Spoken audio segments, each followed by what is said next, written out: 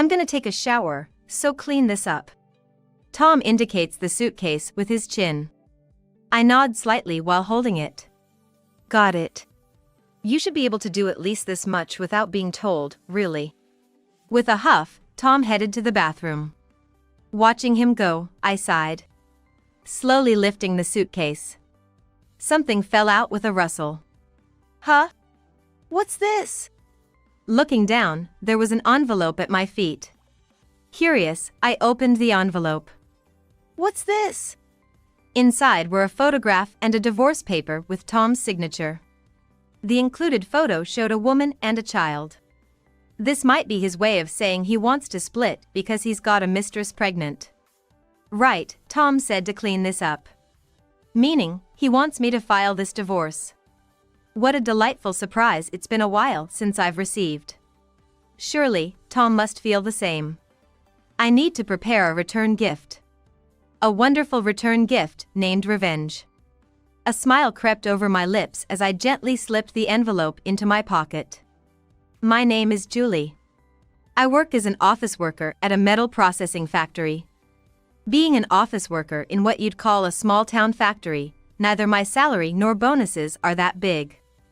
But, living in a small town, I think life is relatively easy. Plus, my husband Tom is a business owner. That's another reason I don't think life is hard. By the way, Tom's company is a consulting firm. He seems to have clients all over the country, so he travels a lot. Maybe that's why we don't have kids. Both Tom and I are 38 now. Guess it's too late for kids now. I've started to think that way recently. Still, I don't plan on divorcing. A happy home can be built without children. That's what I believe. However, it's not like I don't have my worries. Tom has been distant lately, and we've been missing each other more. It's problematic that he relies solely on my income for living expenses, saying work is tough. But, I'm sure we can make it through if we're together. That's how I've been encouraging myself. There's a reason I think this way.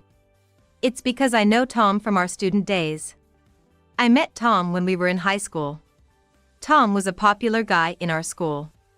He had leadership qualities, always leading the way at cultural festivals and sports days.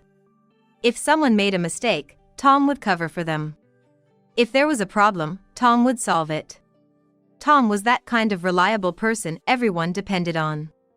On the other hand, I was a plain and quiet girl. Living my life trying not to stand out at all. It was as if that was my life goal. But meeting Tom made me want to try things on my own for the first time. During the discussion about the school event, I raised my hand and spoke up for the first time. Let's do a play for the day. Before I could finish, laughter leaked out from around me. That's because most of my group wanted to set up a cafe. Isn't a play hard to prepare for? Like, memorizing lines and all, sounds like a hassle. Amidst those comments, Tom spoke up to the classmates. Isn't it precisely because it's challenging that it's rewarding? Plus, it'll definitely be more memorable. Tom's words changed the atmosphere in an instant. In the end, we did a play for the school event. There's no doubt that this event brought Tom and me closer together. But, nothing happened, and we graduated high school. I got a job at a factory, and Tom went on to college. A few years later, we reconnected at a reunion, which led to us dating and eventually getting married. By then, Tom had become the president of a consulting firm. Needless to say, everyone was envious. But the reality wasn't so great. Tom's job was busy, with frequent business trips. We hardly spent time together at home. Despite the glamorous title of president, Tom's company was barely making it. We're thinking about expanding the business, so income might be lower for a while. Are you okay with that? Sure, the business foundation is stable now. But if we do nothing, we'll hit a dead end eventually. If current clients leave, income will drop. That could leave the employees stranded. As the president, Tom felt an obligation to support his staff. He said it was better to expand the business to attract more customers. This was the conversation not long after we got married. So, I couldn't quit my job even after we got married. In fact, my income was what we relied on. The salary Tom brought home was minimal. But we'll make it through if we keep at it. I believed in Tom and kept going. While I dedicated myself to my job, I was also handling all the housework alone. Of course, Tom, with his frequent business trips, had no time for chores. And on his days off, Tom looked utterly exhausted. So, I couldn't even ask him to help with the housework on those days. But, juggling work and housework is quite common in dual-income households today.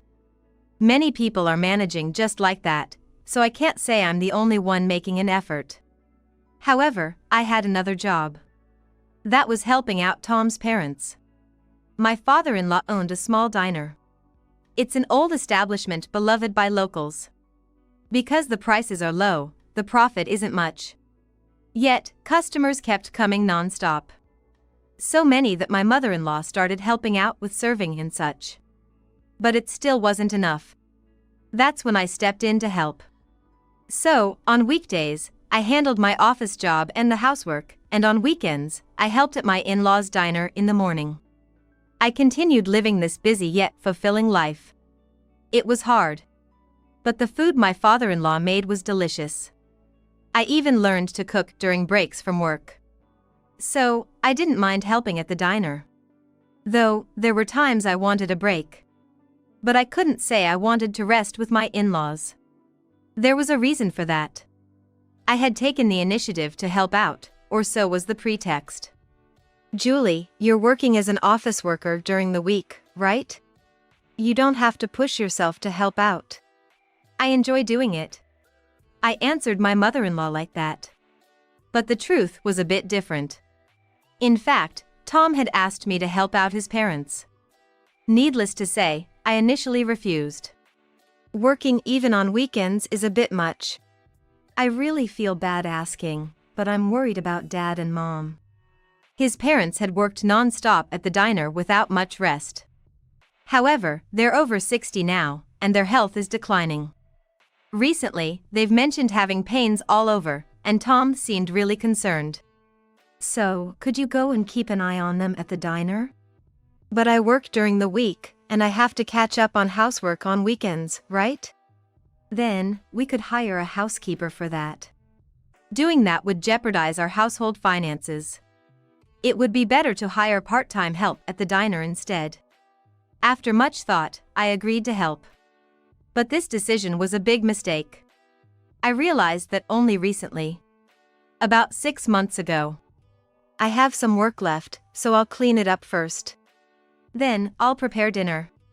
I always appreciate it, thank you. Returning from work, I had such a conversation with Tom and started preparing dinner as usual. A while later, when I wanted to ask Tom about the seasoning for the dinner, I was about to knock on Tom's room when I heard his voice from inside. Give it up already, Dad.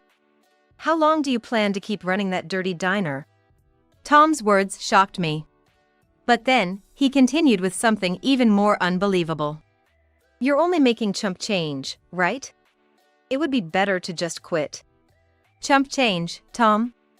That's a lie, right? Stunned, I lowered my hand from knocking. Or is it because our housekeeper is making you profit? The moment Tom said that, I could hear my father-in-law's voice over the phone. What do you think you're talking about, Julie? You need to stop. It was a very quiet voice, but for some reason, it clearly reached my ears. Tears started to flow instantly. I learned of Tom's true nature and my father-in-law's kindness. So, Tom wasn't worried about his parents. He just wanted to monitor them. And I was his surveillance tool. To Tom, I was just a convenient housekeeper. Anger welled up in me along with the frustration. I'll definitely divorce him. I resolved to divorce Tom. But suddenly initiating divorce is difficult. If I bring it up, it would only put me at a disadvantage. First, I need to gather evidence that will favor me in the divorce. The conversation just now, I could get testimony from my father-in-law. But that alone wouldn't be enough. If only there was something decisive. From that day on, I decided to closely monitor Tom's actions. Meanwhile, I acted as usual, pretending not to know anything and doing as Tom said. Maybe because of that, Tom didn't notice anything and treated me as usual. "Julie, could you prepare a present? Something for a baby would be great." "Baby? Why? Do you remember Nick from our wedding? He's an employee at my company." Apparently, Nick had a child, and Tom wanted to prepare a gift. But he's too busy with work to shop for presents. He wanted to give it before a business trip this weekend, so he asked me to buy it tomorrow. "Got it. Anything specific?" "I trust your taste. You'll know what's needed after birth." Tom smiled. I nodded with a smile. Thinking it wouldn't be right to involve unrelated people, I decided to follow his instruction.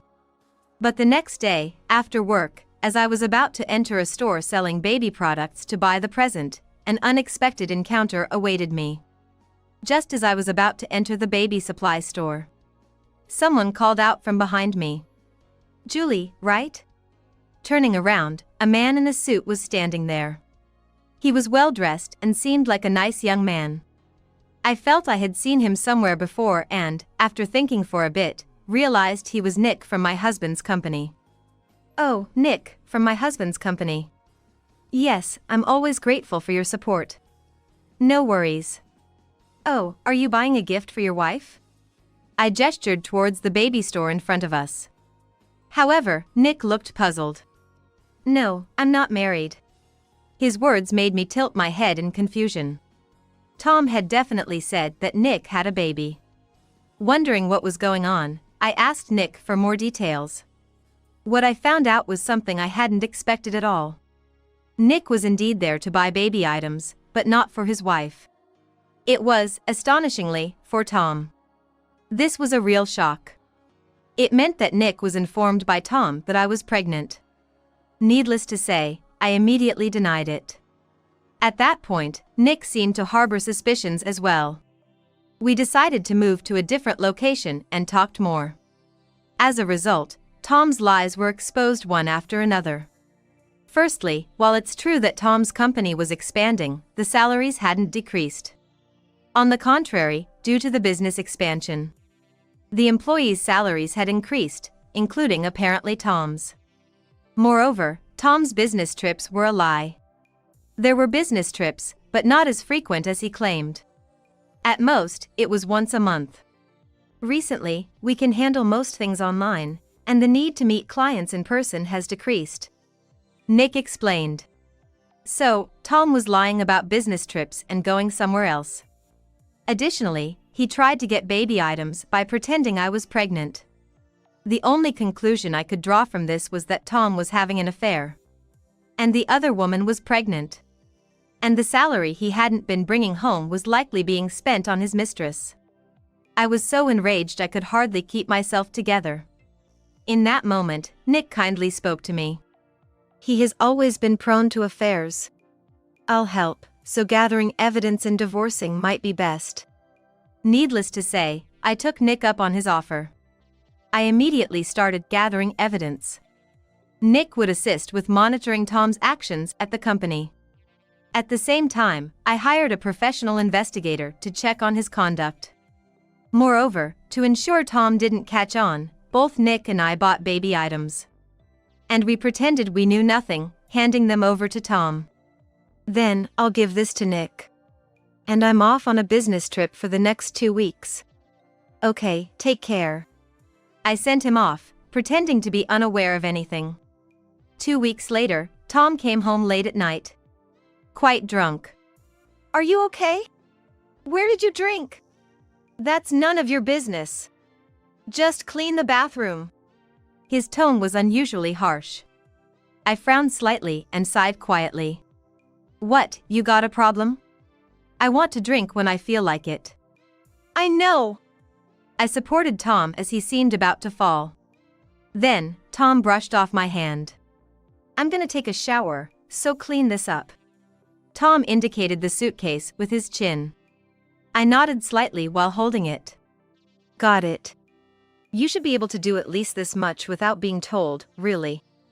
With a huff, Tom headed to the bathroom. Watching him go, I sighed. Slowly lifting the suitcase. Something fell out with a rustle. Huh? What's this? Looking down, there was an envelope at my feet. Curious, I opened the envelope. What's this? Inside were a photograph and a divorce paper with Tom's signature. And the enclosed photo showed a woman and a child. This might be a statement of intent from Tom, wanting a divorce because his mistress had a child. Yes, Tom said to take care of it. Meaning, he wants me to file this divorce form.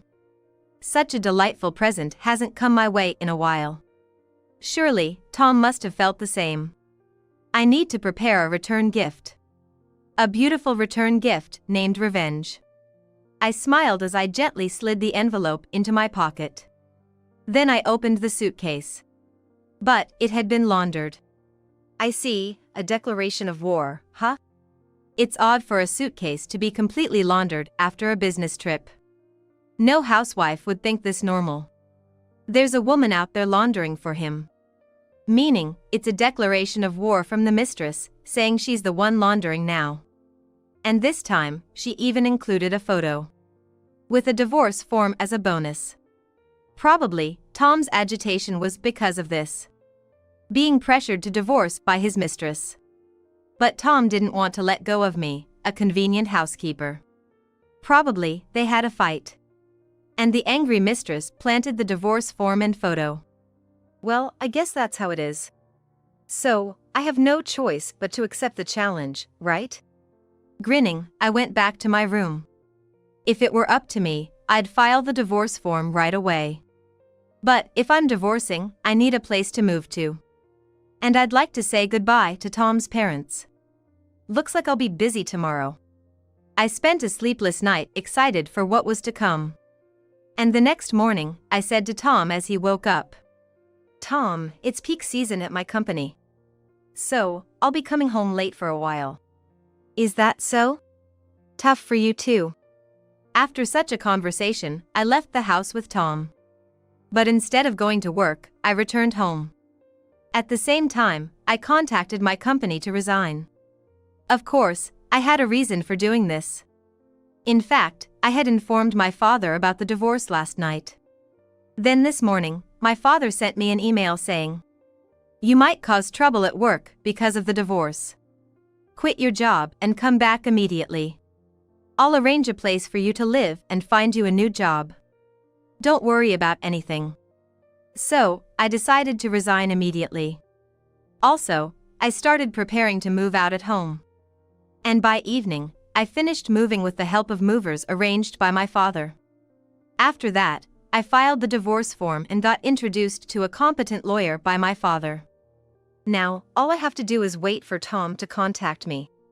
I drank alcohol while watching my parents' house through a network camera in my new place.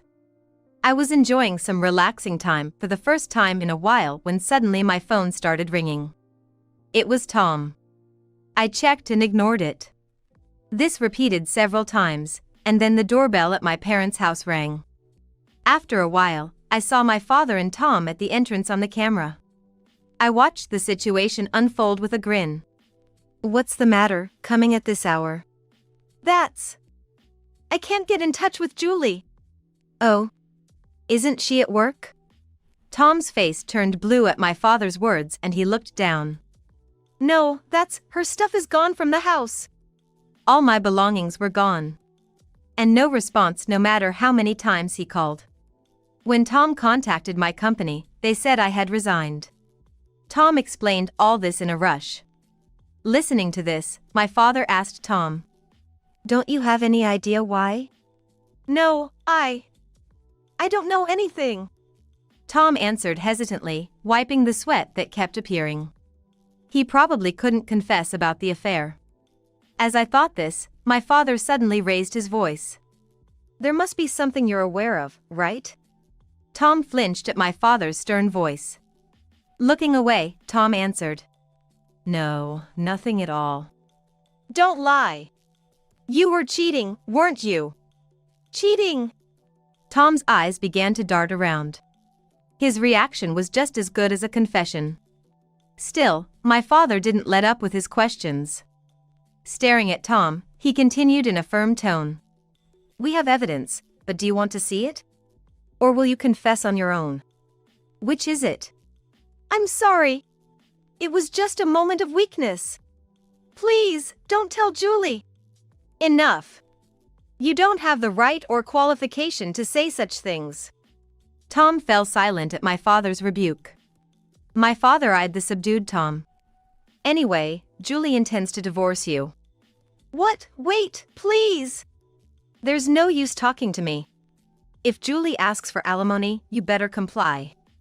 Got it?" "Yes," Tom said in a small voice. Of course, I laughed heartily in front of the camera. Watching Tom trudge back home lifted my spirits a bit. Well, this isn't over yet. Muttering, I picked up my phone. Naturally, I called my father-in-law. I reported to my father-in-law that I had filed for divorce. "So, I've filed for divorce." "That idiot son, what is he doing?" My father-in-law began to rage over the phone. While calming him, I made a request. "So, that's the situation. Can I count on you?" "All right. Since my son has caused you trouble, I won't hold back my support." Thus, I secured my father-in-law's cooperation. The next day, during lunchtime, I called Tom. I expected him to pick up immediately, but he didn't. "What's with all those missed calls?" As soon as Tom realized I was gone, he bombarded me with calls. Yet, when I call, he shows no sign of picking up. Last night, he was warned by my father to comply with the alimony discussion. I see. He's preparing for a total war. Annoyed, I quickly changed and took a taxi to Tom's office. Upon entering the office, Tom, noticing me, came rushing out from the back room. "What are you doing here, Julie?" "I came to discuss our divorce." "Since you wouldn't answer your phone." I deliberately raised my voice. Naturally, all eyes in the office turned towards us. "Hey, don't raise your voice here." "Afraid your subordinates will find out about the affair? Or because you lied about me being pregnant?" The office began to buzz immediately. Tom had apparently announced to his colleagues that his wife was pregnant. I heard about this from Nick. He seemed quite happy announcing it during a company-wide morning meeting. Meaning, me denying the pregnancy here would expose Tom's lie. As Tom began to receive wary looks from his employees, he led me outside. "Oh? Ready to talk about alimony? Let's change the location first." Tom was visibly irritated. He took me to a nearby cafe. After ordering something and sending the waiter away, Tom began to complain in a low voice. "What's your intention? Want to disgrace me? If you do something like that, I'll be in a tight spot." "Huh? It's your fault for lying. Why did you lie?" When I asked, Tom suddenly fell silent. Always goes silent when it gets inconvenient for him. "I've already filed for divorce anyway." "Huh? You filed for divorce? How? You didn't forge it, did you?" Seeing an opportunity, Tom smirked. But I replied calmly. "Oh? It was in the suitcase. Along with the mistress's photo." Smiling, Tom was taken aback. Seems like he remembered something.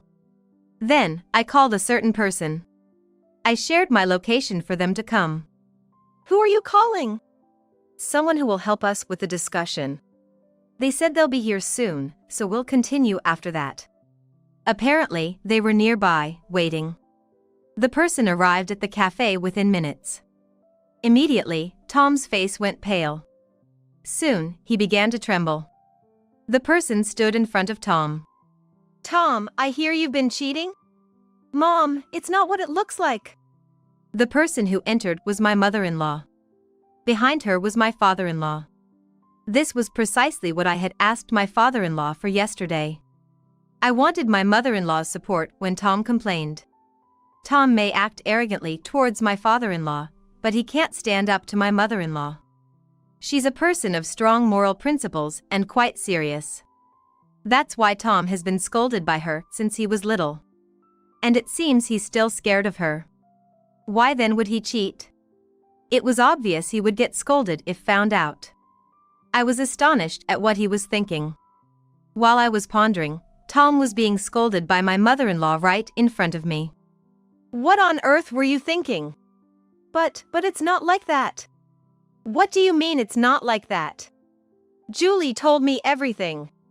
I've also seen the results of your initial investigation. My mother-in-law placed an envelope on the table. It was the results of Tom's conduct investigation that I had given her. I've seen it too, and there's no doubt about the cheating. Shut up, Dad. Tom raised his voice towards my father-in-law. However, my mother-in-law quickly intervened. You're the one who should be quiet. Before getting angry at us, you should be apologizing to Julie. Huh? Come on. Apologize now. My mother-in-law urged Tom in a stern tone.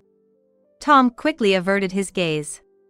At that moment, my mother-in-law's anger exploded. She grabbed Tom by the neck. Yes. You need to apologize. I'm sorry. What about alimony? I'll pay. Please forgive me. Tom's voice was choked, almost crying. I found the sight irresistibly funny.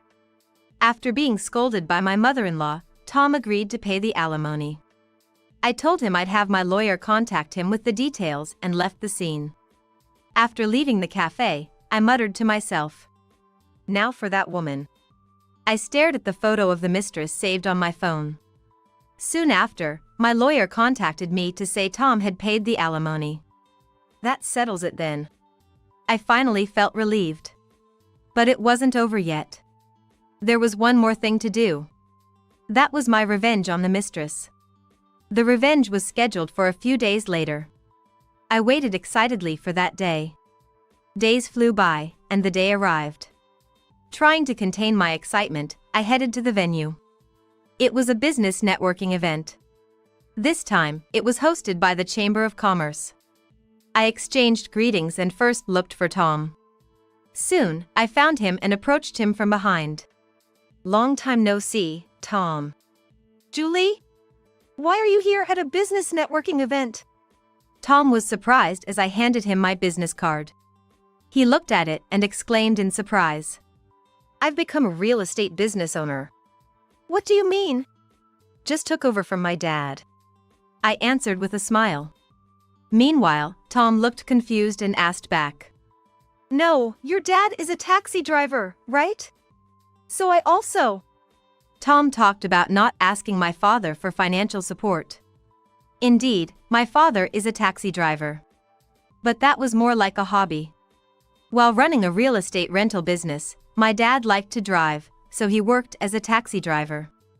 But with Tom's cheating coming to light, I decided to quit my job. Of course, if the discussion had gone smoothly, I might not have had to quit. However, my father said it was a good opportunity and offered to transfer his company to me. He even said he would rent me one of his properties as my new home. So, I decided to take over my father's business. Of course, there are various challenges. But I'm not just inheriting properties from my father. I've become the president of the management company he founded. My job mainly involves dealings with real estate management companies that actually manage the properties. And I'm taking over the operation of a few small properties not managed by the company. It's not much work, so I'm not really busy at the moment. But I'm going to get serious from now on, so I wanted to talk to various people today. That's why I attended the business networking event.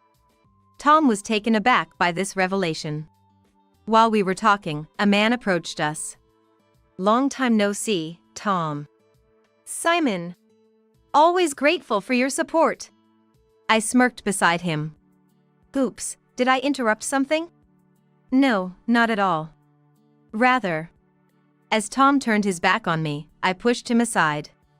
Stepping forward, I bowed to the person Tom called Simon. Nice to meet you, Simon. I'm Julie, Tom's ex-wife. Ex-wife?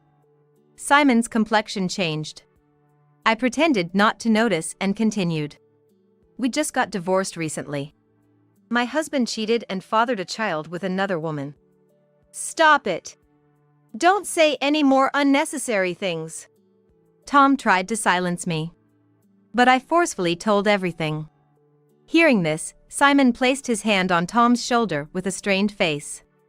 What's all this about? Well, that. Tom's mouth moved, but no words came out. I silently cheered inside. Then, a sweet voice was heard.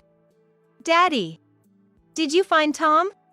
Turning towards the voice, there was a flashy woman. She saw Tom and hurried over. Tom!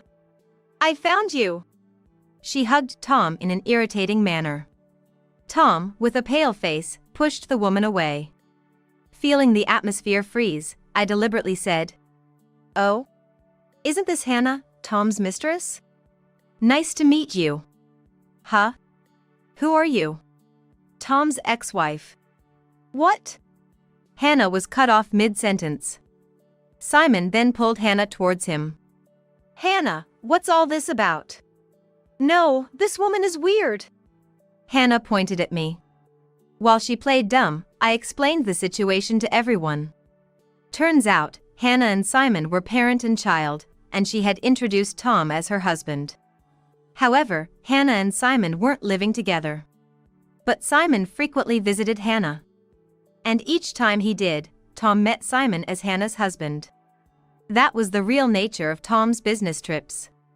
Realizing this, I divorced Tom. After telling Simon all this, his face turned red with anger. You two lied. No, it's not like that. I didn't know. Hannah feigned ignorance. Then, I pulled out the photo from the envelope. Here's a photo of Hannah and her child. On the back, it says this. Flipping the photo, it read, Since it's like this, please divorce soon. Simon raised his voice upon seeing the handwriting. This is Hannah's handwriting, isn't it? You knew Tom was married. No. Afterwards, Simon lectured Tom and Hannah right there. The two admitted to lying, knowing about the affair but unable to give up. Hannah repeated this, while Tom said, I was planning to divorce soon. Then why didn't you immediately agree to the divorce discussions? My question exposed Tom's lies. It was downhill from there. Eventually, Hannah agreed to pay me alimony. She would work under Simon to pay it off. As for Tom, his punishment was the cessation of their business dealings. Simon informed Tom on the spot about stopping their transactions. Needless to say, many people witnessed this. It was inevitable that Tom's company would lose credibility. Not long after, Tom's company went bankrupt. Now, Tom is helping at his father-in-law's diner. Of course, while being scolded by his mother-in-law. Also, Tom's former company's clients were transferred to a new company. This company was started by Tom's former subordinates who found themselves without a place to go. Who's the president of the new company? I casually asked Nick, whom I went to thank for his help. It's me. So, how about we talk business over dinner? I have no intention of dating men right after getting divorced. But I want to talk more with him. Is this feeling love, or simply interest in business? I already know the answer. That's why I accepted his invitation. Your room was a mess, so I cleaned it up for you. The person who came out of my room, grinning and covering her mouth with her hand, was Mary, my son's wife. Oh, thank you. I had just cleaned the room a few days ago, but maybe I didn't realize it, but perhaps it looked dirty to someone else. I thought for a moment and decided to just say thank you for now. Mary, my daughter-in-law, doesn't do anything around the house. She's all about snide comments and throws a tantrum if things don't go her way. It was suspicious, to say the least, that Mary of all people had cleaned someone else's room. I don't know what you're plotting, but it's not gonna work.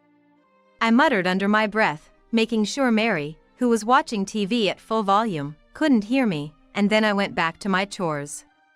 The treatment I had received from them was far from minimal, and I had had enough. I've reprimanded them a few times before, but if they're gonna get carried away, they better be ready for what's coming. My name is Susan, and I'm already 73 years old. My husband John and I met through a mutual friend, and back then, we were both so shy we could barely hold a conversation, but now we enjoy chatting over coffee after meal. Shortly after we got married, I became pregnant with our son. My husband was so happy and helped around with chores and everything, even though he was clumsy at it. Eventually, our son got a job and moved out, and our once bustling house suddenly became quiet, leaving us feeling a bit lonely. Then our son brought home Mary, whom he was dating with the intention of marrying. When John and I first saw Mary, we thought she was very beautiful and well composed. With her long black hair neatly tied back and sitting straight, Mary looked dazzling. Ignoring our son, who was too nervous to speak coherently, we had a lot of conversations with Mary. We really like her. She's so lively and fun, we thought, and happily agreed to their marriage, urging our son to get the wedding organized right away. Then came the busy days of their honeymoon and moving to a new home, but we enjoyed those times as a couple too. We wanted to see our grandchildren, but it seemed our son and his wife had decided not to have children, and although we were a bit disappointed, we understood. We thought we were in for more peaceful days, but our expectations were dashed. The couple often found excuses to come back home.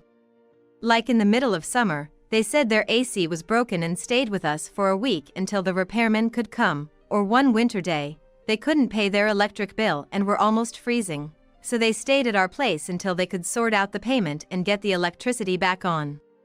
At first, we felt sorry for them and accepted it, but watching them just leave all the contacting to the repair services or handling the bill payments to us and just lazing around, we gradually started to feel irritated. Of course, John saw all of this too, and even he, who had been so welcoming, now frowns and becomes silent whenever he sees our son and his wife. As for our son, he seems completely oblivious to how we feel, acting as if he can do whatever he wants like when he was a child. And now, they've decided to come back home again. Out of the blue, my son called the other day and said, "Hey, Mom? Next week, we're gonna head over," and that was it. No further contact, leaving me in the dark about when exactly they were planning to arrive. Then, suddenly, I got a call from Mary saying, "We'll be there soon, please be ready," and I had to rush to get things prepared. "You take care of the bedroom. I'll go buy the missing groceries." "It'd help if you could write down a list of what's needed," my husband, John, said before heading off to change. I thanked him and quickly wrote down what we needed for tonight's dinner, leaving the note on the living room table, then started to air out the blanket. When I returned to the living room, John was looking at the note. "Is this everything? If you remember anything else, just call me, and I'll pick it up." Seeing my husband leave with a smile and a chuckle after saying that, I couldn't help but smile myself. Just as I was pulling myself together and about to get out some clothes, a loud voice from the entrance called out, "Susan, are you there?" Startled by Mary's loud voice calling out for me without even ringing the doorbell, I hurried to open the door. "You know we were coming, you could have at least left the door open," she said, entering with a sense of entitlement, which made me sigh involuntarily. Hearing that, she instantly furrowed her brows and retorted with a complaint. "What's that for? We came all this way to see you. Don't you think that's rude?" I wanted to throw her words right back at her, but held back and instead invited Mary in. "Isn't Daniel with you?" I asked, noticing the absence of my usually noisy son, and quickly addressed Mary, who was relaxing on the living room sofa. "Oh, he got caught up with your husband and went shopping." I was irritated by her disinterested demeanor as she fiddled with her nails while answering, but I just gave a brief acknowledgement and decided to go get some clothes again. After doing the laundry, I started preparing for dinner, but all the while, Mary didn't move an inch. She just sat there, eating her snacks and laughing crudely at the TV from time to time. Later, as I was preparing dinner, Mary suddenly stood up and left the living room. I thought she might have gone to the bathroom and didn't pay much attention, but when she came back, she seemed unusually cheerful. "Just when I was feeling suspicious, your room was a mess." I had no choice but to clean it up for you. I was taken aback by her sudden statement. Apparently, she had gone into my room and rummaged around. The audacity of entering someone else's room without permission bothered me, especially since I had just cleaned it recently along with the guest room, making me wonder what she could have possibly cleaned, but for the time being, I still thanked her. Mary seemed pleased with herself and went back to lounging smugly on the living room sofa. Just then, my husband and my son came back. Expecting my son and his wife to stay for a few days, I felt bad for John but had asked him to buy a significant amount.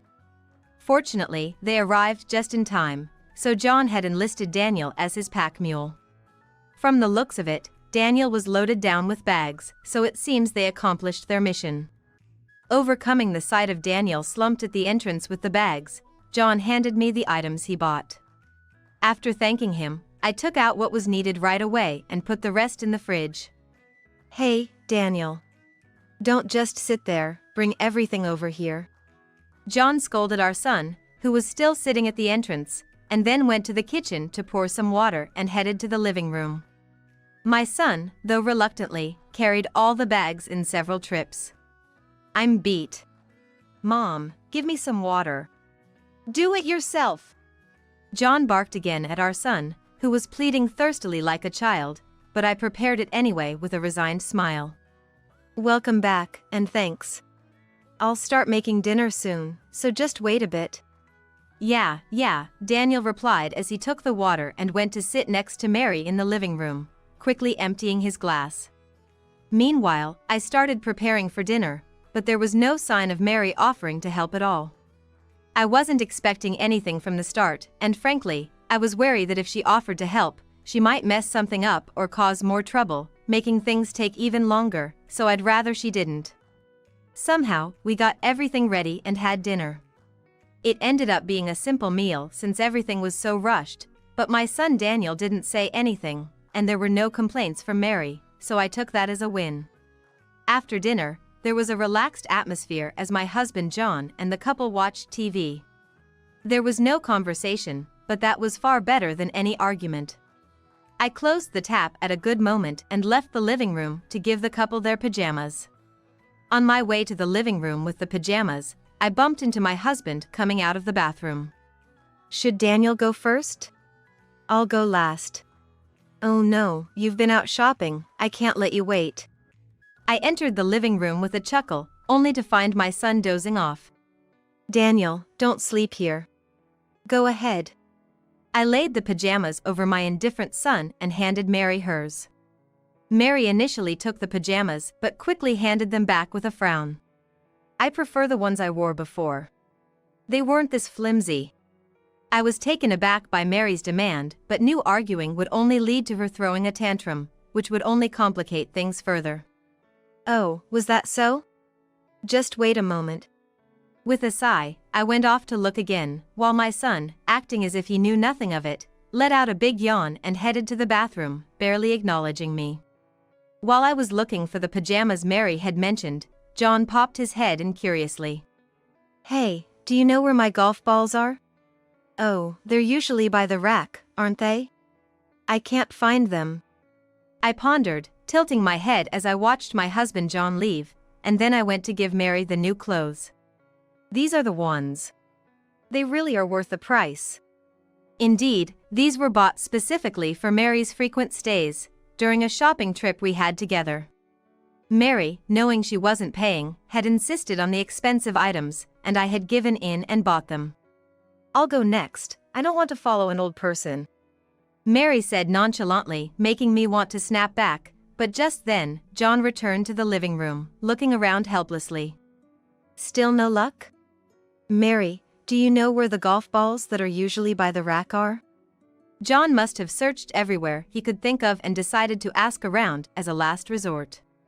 Expecting a typical no-idea response, he was taken aback when she retorted, "I don't know anything about that. Are you suggesting I stole them? That's terrible, suspecting me like that." Her loud denial surprised me, and I froze in shock. John tried to explain it was a misunderstanding, but Mary was already in a rage.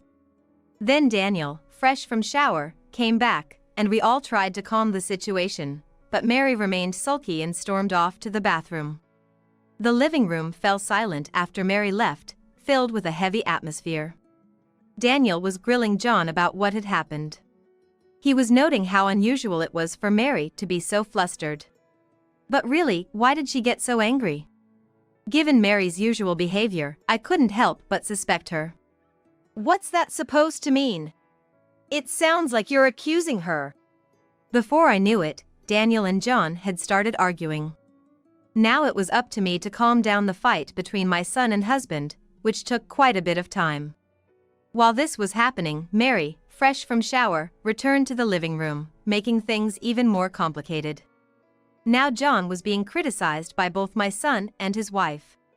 But John didn't back down. Especially after John scolded Mary for her behavior today, she threw another tantrum and stormed off into the guest room we had prepared for her.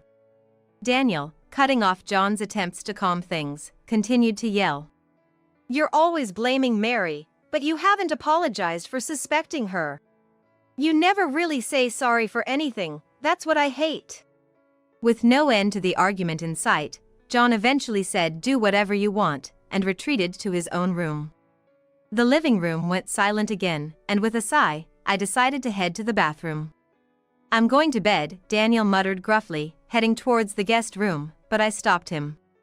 The guest room's bedding smells moldy, so sleep in my room, Daniel. Mary's behavior while my husband and son were out shopping, and her overreaction to John's words, made her appear suspicious to me. Because of this, I couldn't shake the feeling that her claim of cleaning my room was part of some scheme. I felt a bit bad for Daniel, but I decided to use the guest room meant for him this time. Your room? It's fine, I can handle a bit of mold. I'm not a kid anymore. What are you talking about? What if you get pneumonia? That's just it. No, fine, I got it. Daniel made a face of displeasure but resigned himself and headed towards my room. I briefly glanced at the guest room Mary was using, unaware of this exchange, naturally upset. If nothing was amiss, then that was fine. If all was well, I planned to properly prepare the guest room for my son tomorrow. Daniel opened the door to my room and entered. Wow! I heard Daniel's loud scream and rushed towards the room, opening the door that was nearly closed. I turned on the light in the still dark room and was speechless. There, my son was writhing on the floor, holding his foot, surrounded by a scattering of golf balls. The golf balls John had been searching for were strewn all over my room. In the dark, Daniel must have stepped on them. Who would expect golf balls to be scattered across the room? Daniel had stepped on them, lost his balance, and in trying to steady himself, he put his weight in the wrong place and ended up falling. It seems he hit the floor hard with his whole body during the fall. He was barely holding his foot, groaning softly while tears flowed. It seemed like the loud noise had drawn both John and Mary out of their rooms. John looked over my shoulder into the room and said, "What is this?" as he tried to help Daniel up. But John also got his foot caught on a golf ball and nearly fell over just like Daniel. I turned around to see what was happening. There stood Mary, pale-faced and trembling. Why? How could this happen? This is your mother's room. Her voice was so soft, it could have been drowned out by John's frantic questioning of Daniel if I hadn't been paying attention. Yes, this is my room. And Mary, you said you cleaned it today, didn't you? My words made John and Daniel turn around, and Mary took a step back, flustered. When you cleaned, did you see these golf balls? I asked gently. Mary just stood there, trembling, silent. Mary? Do you know anything about these golf balls? Still, Mary remained silent. Hey, Mary! What's going on? Answer me.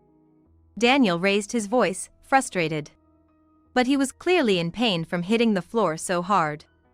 I don't know. I didn't know you would be going into this room.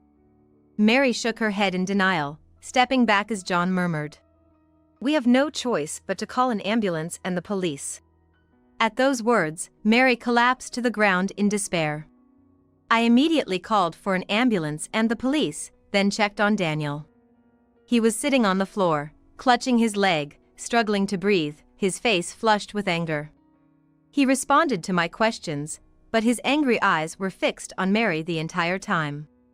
Eventually, the ambulance arrived, and I went to the hospital with my son, Daniel. After the examination, it turned out Daniel had fractured his leg and needed to be hospitalized. By the time we got to the hospital, his leg was swollen and had turned blue-black. It was a terrible sight. When I explained the situation, the nurses and doctor frowned and advised me to report to the police. I told them I had already done so and stepped out to contact my husband, John. John told me over the phone that the police had arrived and were currently taking his statement.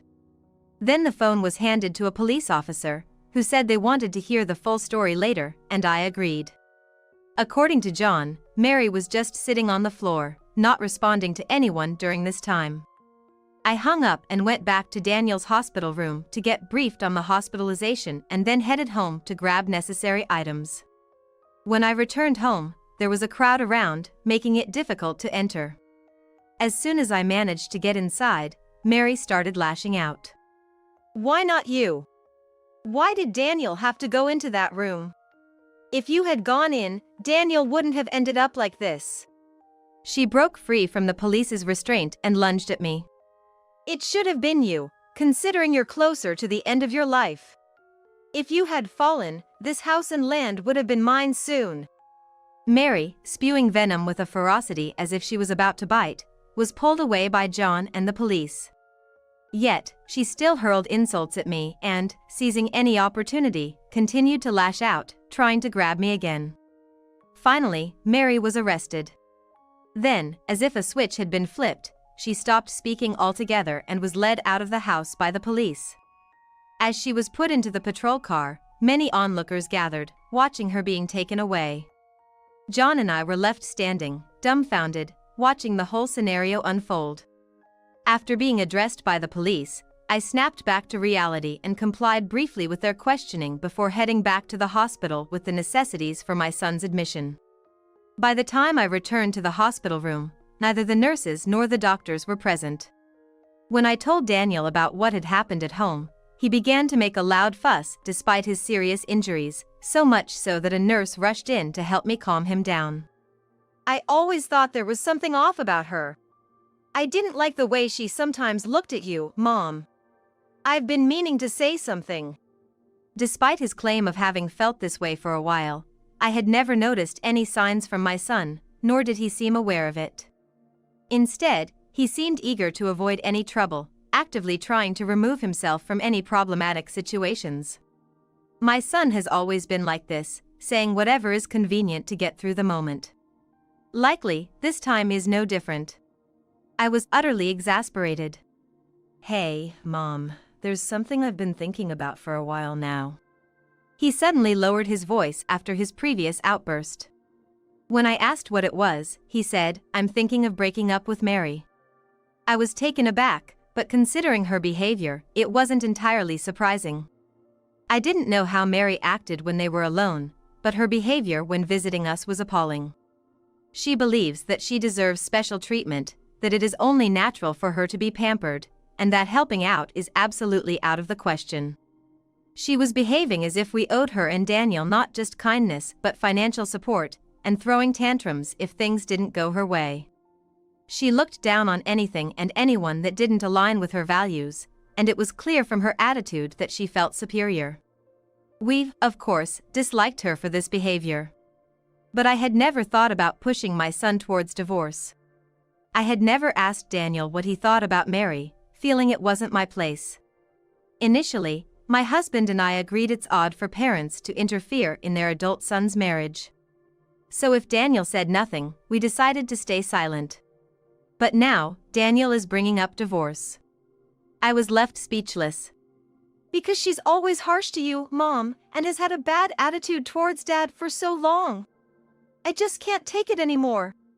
I felt a sense of unease hearing this. Mary has never held back with me, clearly despising me. Probably she behaves the same when alone with Daniel. Yet, she's non-responsive towards John. He's a kind man but not much of a talker and looks intimidating. That might be why I've rarely seen them converse since Mary married into our family. That's why I felt uneasy when Mary panicked at John's question about the golf balls. She usually responds coldly, but her raised voice was unusual.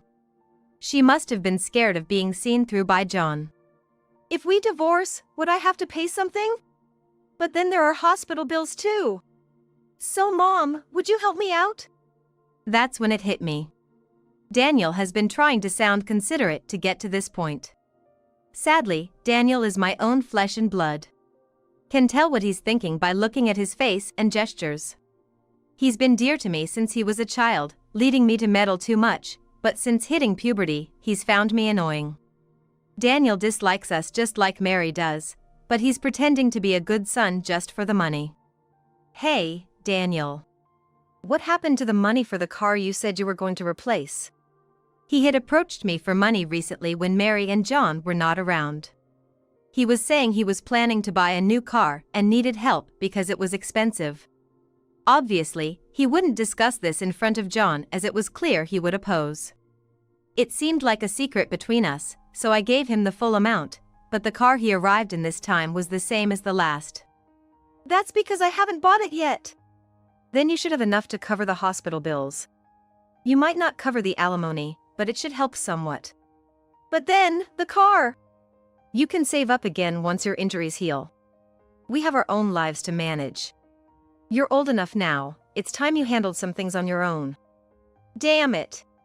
Disgusted that he was still trying to leech off us, I left the hospital after that. In truth, I knew that my son was squandering the money I gave him. Mary was the one who told me about it, but of course, she was also taking advantage of that situation. Despite my concerns and constant care after he left home, it seems to have backfired. This incident has given me a good opportunity to address the situation, so I went home and told John everything. After hearing everything, John said, I figured as much. I've been meaning to tell you, but he was fired from his job recently and seems to have racked up quite a debt. This was news to me, but John seemed equally surprised, having heard it during a car ride. There was nothing left to say to our son at this point. After discussing with John, we decided to disown Daniel. Some time has passed since then. Mary was sentenced to prison after a trial. Before the trial began, it seems she divorced Daniel. However, I heard that the divorce was initiated by Mary, not Daniel. It appears she initially enjoyed the money she finagled from me with Daniel, but as he gradually reduced her share and eventually stopped giving her any. That's why she concocted that scheme in my room to ensure money would come her way. What a frightening thought. Daniel seemed to cling to Mary when she proposed the divorce, but he eventually agreed. He didn't have to pay much, but he's now drowning in the debt he accumulated himself. The money for the car, which had vanished into gambling long ago, meant we had to cover his hospital bills, and now he's working hard to pay off his other debts. It's a shame things turned out this way, but it's the result of his continued dependence, and I hope he learns from this. As for my husband and me, the money we had been giving to Daniel was actually provided by John. I didn't have that kind of money, and John, fond of his son, wanted it to seem like it came from me. But now that's over, and we're planning a trip we never got around to before, discussing where to go with excitement. While I do feel a bit of regret for Daniel's situation, considering everything, I've decided it can't be helped. Now, browsing travel magazines with John has become our happiest time. Welcome, my slave. Despite knowing I was here for a marriage introduction, this was the first thing said to me. Huh? I thought I misheard and let out a confused voice. My mother-in-law chuckled as she looked at me. Oh? Weren't you a slave? With such a meager face. And Dan, whom I thought was on my side, betrayed me in the worst way. Glancing at my face, Dan burst into laughter. Looks poor, doesn't she? I'd love to see what her parents look like. Really? Well, coming to a wealthy family like ours, I wonder if her parents would faint. Dan and my mother-in-law continued to look down on me. Being looked down upon even by my parents, I couldn't stand it any longer. I quietly sent a message to my father when Dan and my mother-in-law weren't looking. My father replied immediately. I'm heading there right now. I'm going to get some fresh air outside. I couldn't bear to listen to Dan and the others' insults any longer. Don't you run away. Dan's vulgar laughter echoed. I also left my seat to wait for my father's arrival. 10 minutes later, I introduced my father to Dan and the others. Here's the father of the slave. My father's voice was calm, but his eyes were not smiling at all. Huh? Knowing my father's face, my mother-in-law's face stiffened greatly. I am Emily. I turned 30 this year. I work at a small company called Smith Machinery and have lived as inconspicuous as possible. That's why my usual makeup is just foundation. I also favored wearing navy and black clothes. I don't wear contacts and wear thick glasses due to my high prescription. The reason I go to such lengths is because my father has a certain job, and I've been affected by it since I was young. My father works as an actor. He used to be quite popular, apparently getting surrounded by women whenever he walked through town. Though he often plays supporting roles, he appears on TV quite often and is somewhat recognized by the public. I had a hard time because of my father until middle school. My friends would ask for my father, and their parents would say, "Let us meet him." Rejecting all these requests, I was often criticized by those around me. I must have seemed selfish to them. I even faced harassment from jealous classmates. I didn't want to cause trouble for my father, whom I love. I also hated the idea of being thought of as showing off. Struggling with these thoughts, I decided to dress as plainly as possible and went to a high school where nobody knew me. Fortunately, Smith was a common last name, so I could live normally from high school onwards. And maybe because of my plain appearance, guys didn't approach me. Thus, I was able to enjoy a comfortable school life. I loved talking with my girlfriends. Those times were probably the happiest for me. I met my fiancé, Dan, after becoming a working adult. Dan worked for the leasing company that provided the printers my company uses. Dan and I had little direct interaction. He would regularly check on the printer, and we would exchange a few words then. Our relationship changed significantly when the printer broke down one day. That day, I was busy preparing materials for a meeting happening the next day. However, the printer stopped working midway. I was in a bind. If this continued, I wouldn't be able to prepare the materials for tomorrow's meeting. In a panic, I called Dan. Dan came right away to check on the printer. "Can you fix it?" When I asked Dan anxiously, he answered with a smile. Don't worry. I'll take care of it. I fell in love with Dan's smile in an instant.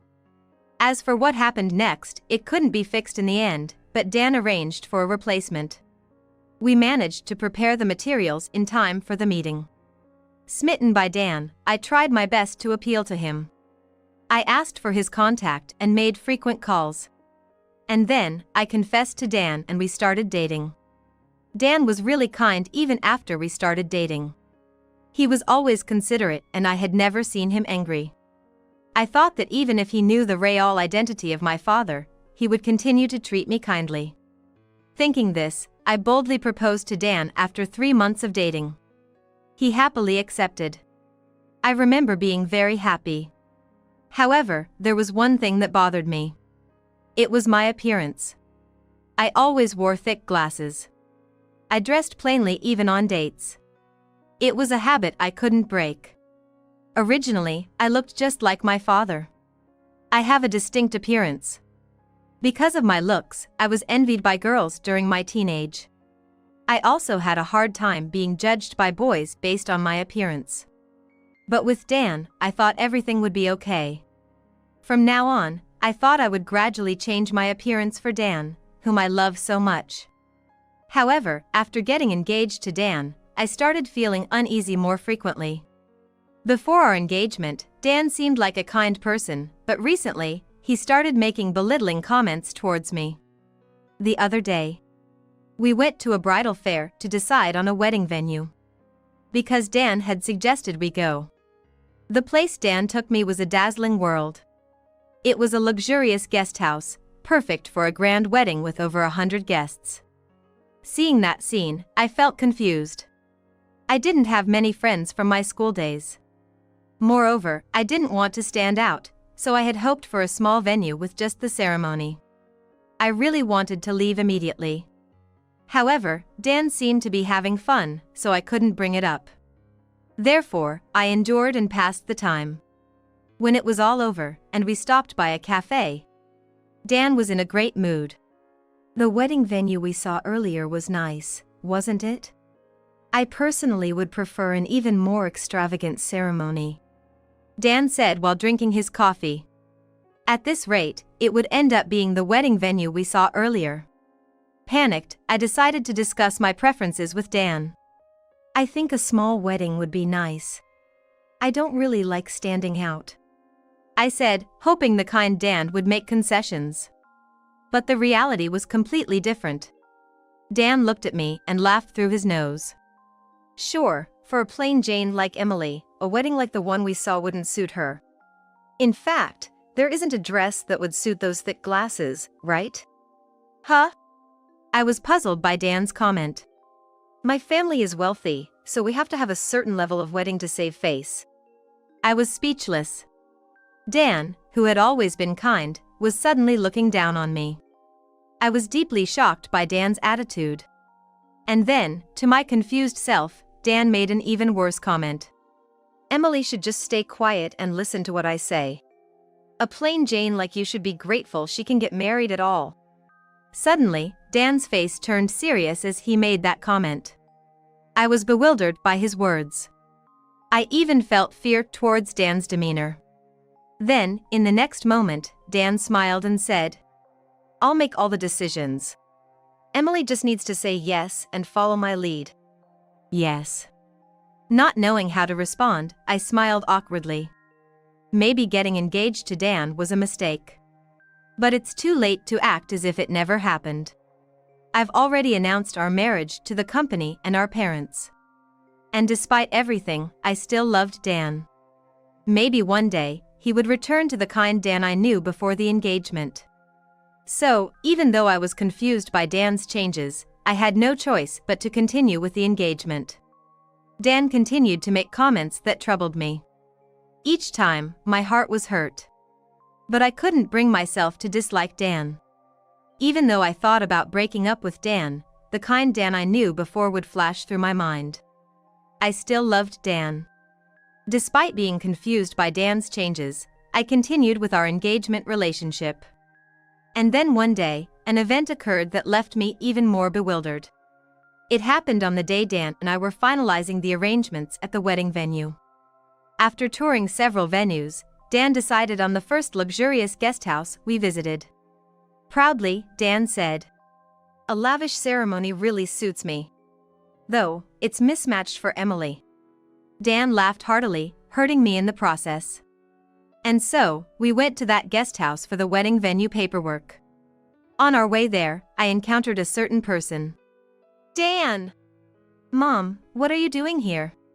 Dan was surprised to see the woman. Then, he introduced her to me. Emily, this is my mom. Mom, this is Emily, my fiancée. I told you we were getting married, right? His mother greeted me with a smile. I'm Dan's mother. You seem like a serious young lady. Where do you work? Surely at a major corporation, right? This was my first meeting with Dan's mother. I answered nervously. I work in administration at Smith Machinery. His mother looked puzzled. Smith Machinery? Never heard of it. Then Dan joined in our conversation. Smith Machinery is one of my sales destinations. It's a small company with about 30 employees, so it's natural you haven't heard of it, Mom. Upon hearing Dan's explanation, his mother frowned. I thought being Dan's fiancée, you'd work at a more reputable company. Isn't your salary quite low then? Are you planning to make Dan struggle? I'm sorry. Indeed, my salary at the current company isn't very high. That's all I could do, apologize to his mother. Then, his mother sighed heavily and said, Anyway, Can you stop being a burden on Dan's back? Our family comes from a distinguished lineage. We don't need a woman of unknown background. Huh. I gave a non-committal reply to his mother's statement, but she continued to escalate. What about your parents? They work at reputable companies, right? His mother glared at me, demanding an answer. My father is. As I was confusedly trying to answer, my gaze drifted to his mother's purse. Because I saw something familiar. Seeing me silent, Dan spoke up. Mom, calm down. We'll come for a visit later. Fine. But don't expect a warm welcome. His mother glared at me with a displeased face. My first impression seemed to be the worst for his mother. The road to marriage seemed too steep, and I quietly sighed. And so, the day of the visit arrived. Wow! Standing in front of Dan's family home, I couldn't help but mutter. The scene before me far exceeded my expectations. Since his mother mentioned a distinguished lineage, I expected Dan's family to be wealthy. However, the sight before me was beyond imagination. The gate had automatic doors, and there was an elevator inside. Moreover, there were 10 luxury cars outside. All were foreign cars, probably his father's hobby. Dan spoke to me. Today, my dad is at work. It's just my mom, so relax like usual. Dan said with a smile, but my face grew even stiffer. His mother had been harsh to me previously. Surely, she would make some unpleasant comments today as well. And so, Dan and I entered the living room where his mother was waiting. Hello. Thank you for the other day. Then, in the next moment, his mother said something unbelievable. Welcome, my slave. Despite knowing I was here, this was the first thing she said. Huh? I thought I misheard and voiced my confusion. His mother chuckled as she looked at me. Oh? Weren't you a slave? With such a meager face. I just wanted someone I could use for free. To be called a slave. What a terrible thing to say. Then, his mother laughed as if she was enjoying herself. Dan told me. He said it's okay to treat you like a slave. It seems Dan just wanted to marry someone he could dominate. My condolences. Dan, what's this all about? I asked Dan, pale-faced. It must be some kind of bad joke. I wanted to believe that. And then, Dan, whom I thought was on my side, betrayed me in the worst way. Glancing at my face, Dan burst out laughing. Looks poor, doesn't she? I'd love to see what her parents look like. They probably have plain faces too.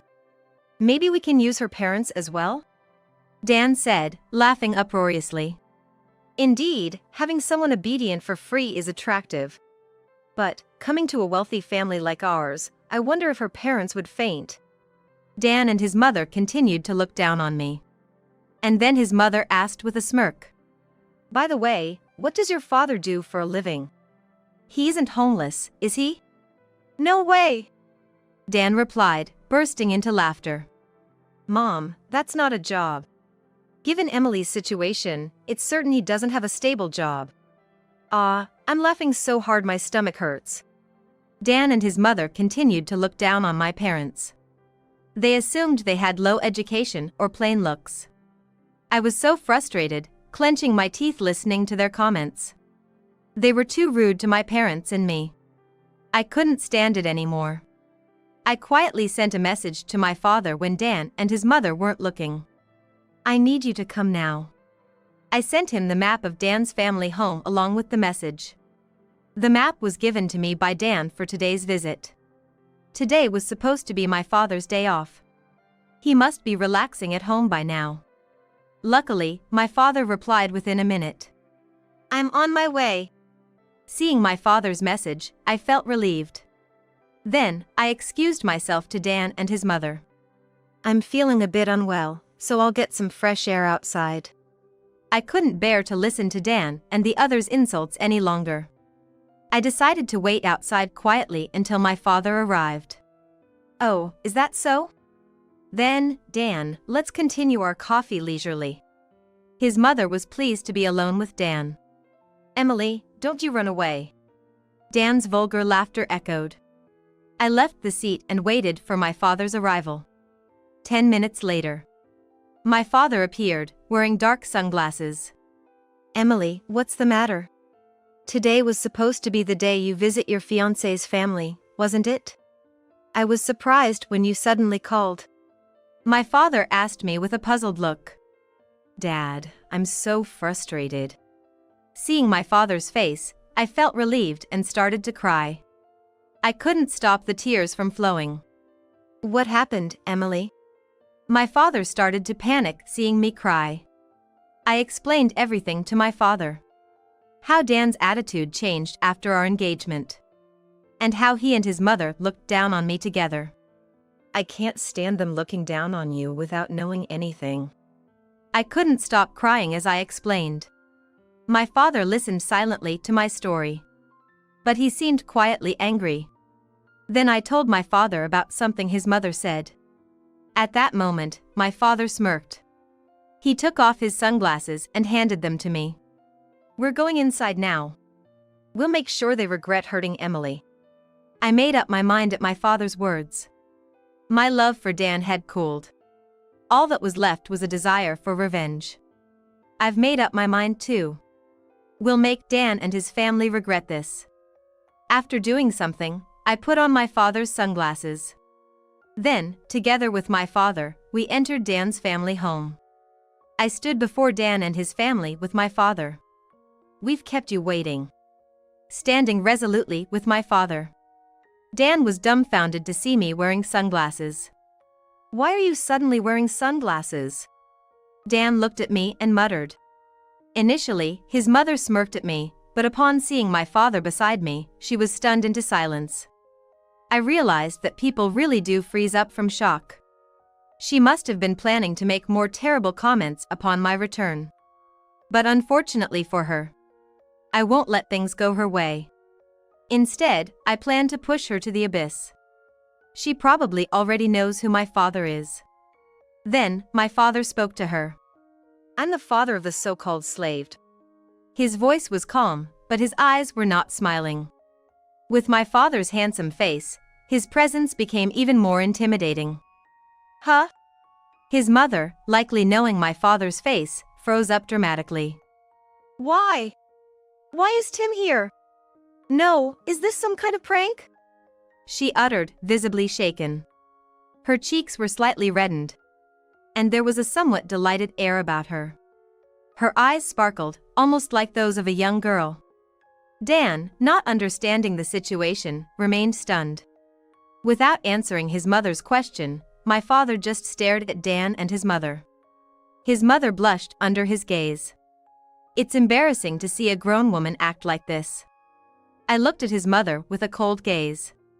Then, Dan, regaining his composure, asked curiously. Tim? Mom, do you know this person? Dan probably doesn't know about my father. I'd guess he's quite well known among his mother's generation. But younger people might not know unless they watched dramas. Then, his mother glared sharply at Dan. Dan! How can you say such disrespectful things? This man is Tim. A leading actor and my first love. Huh? Dan seemed incredulous. Then, his mother turned to my father with a smile and spoke. I'm a big fan of Tim. Look, this too. She quickly fetched her purse and showed it to my father. It's a keychain available exclusively to members. I've been a fan of Tim for over 20 years. His mother started to show off her fandom. Mom. Dan seemed appalled by his mother's sudden change. She continued to talk to my father, clearly thrilled to have her favorite actor in front of her. However, my father's gaze on his mother was stern. Finally, breaking his silence, my father spoke. I understand you're a fan of mine, but you were trying to treat my dear daughter Emily as a slave, weren't you? Huh? His mother's enthusiasm vanished, and she turned pale, visibly trembling. Ignoring his mother's panic, my father continued. And, without even meeting me, you assumed I was homeless? Quite a disrespectful assumption. With that, my father glared at his mother. She started to unravel. No! I didn't know Emily's father was Tim. Having Tim as a family member is more than welcome.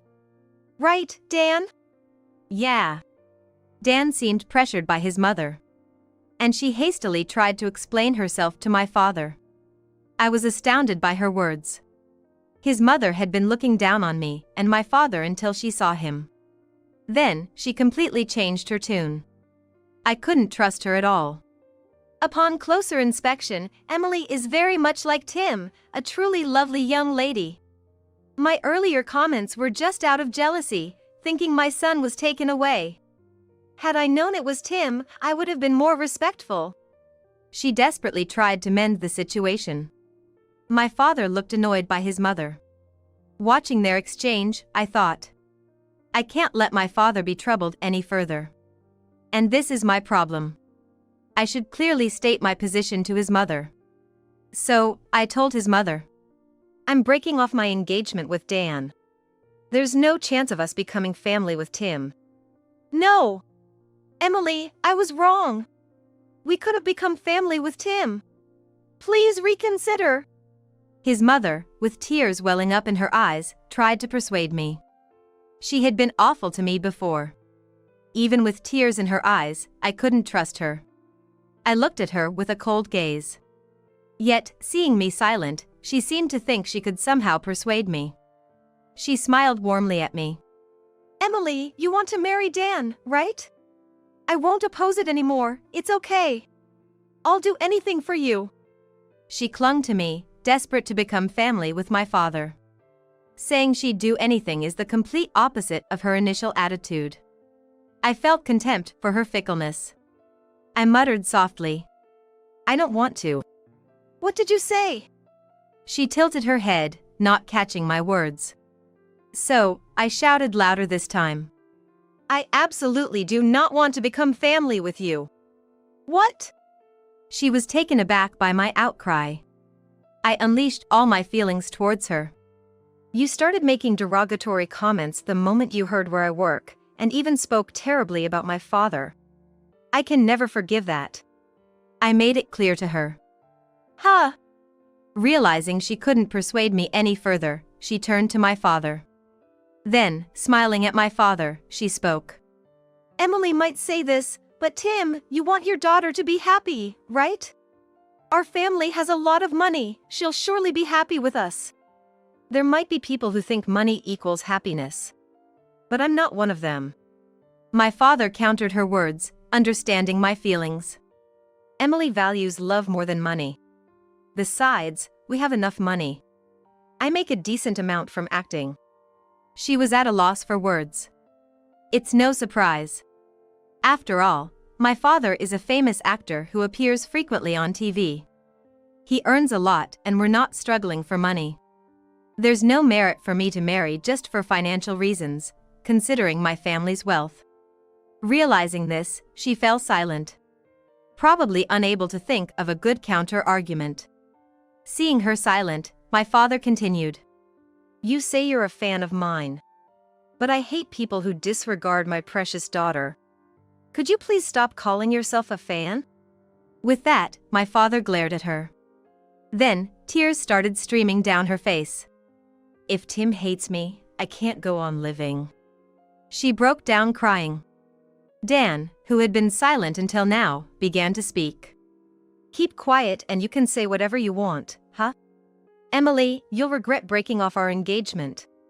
No one else will want a plain Jane like you. Dan smirked.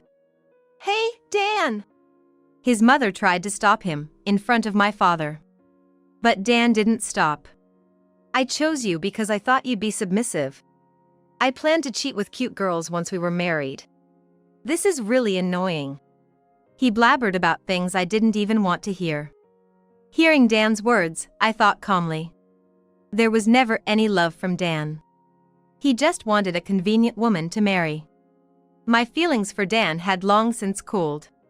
While I was pondering this, Dan continued with his selfish remarks. Hey! My father was grinding his teeth, looking like he was about to grab Dan any moment. It was probably time for me to retaliate. Wait, Dad. I stopped my father. Still wearing sunglasses, I let out a slight smile. What's up? Dan seemed a bit taken aback by my composed smile.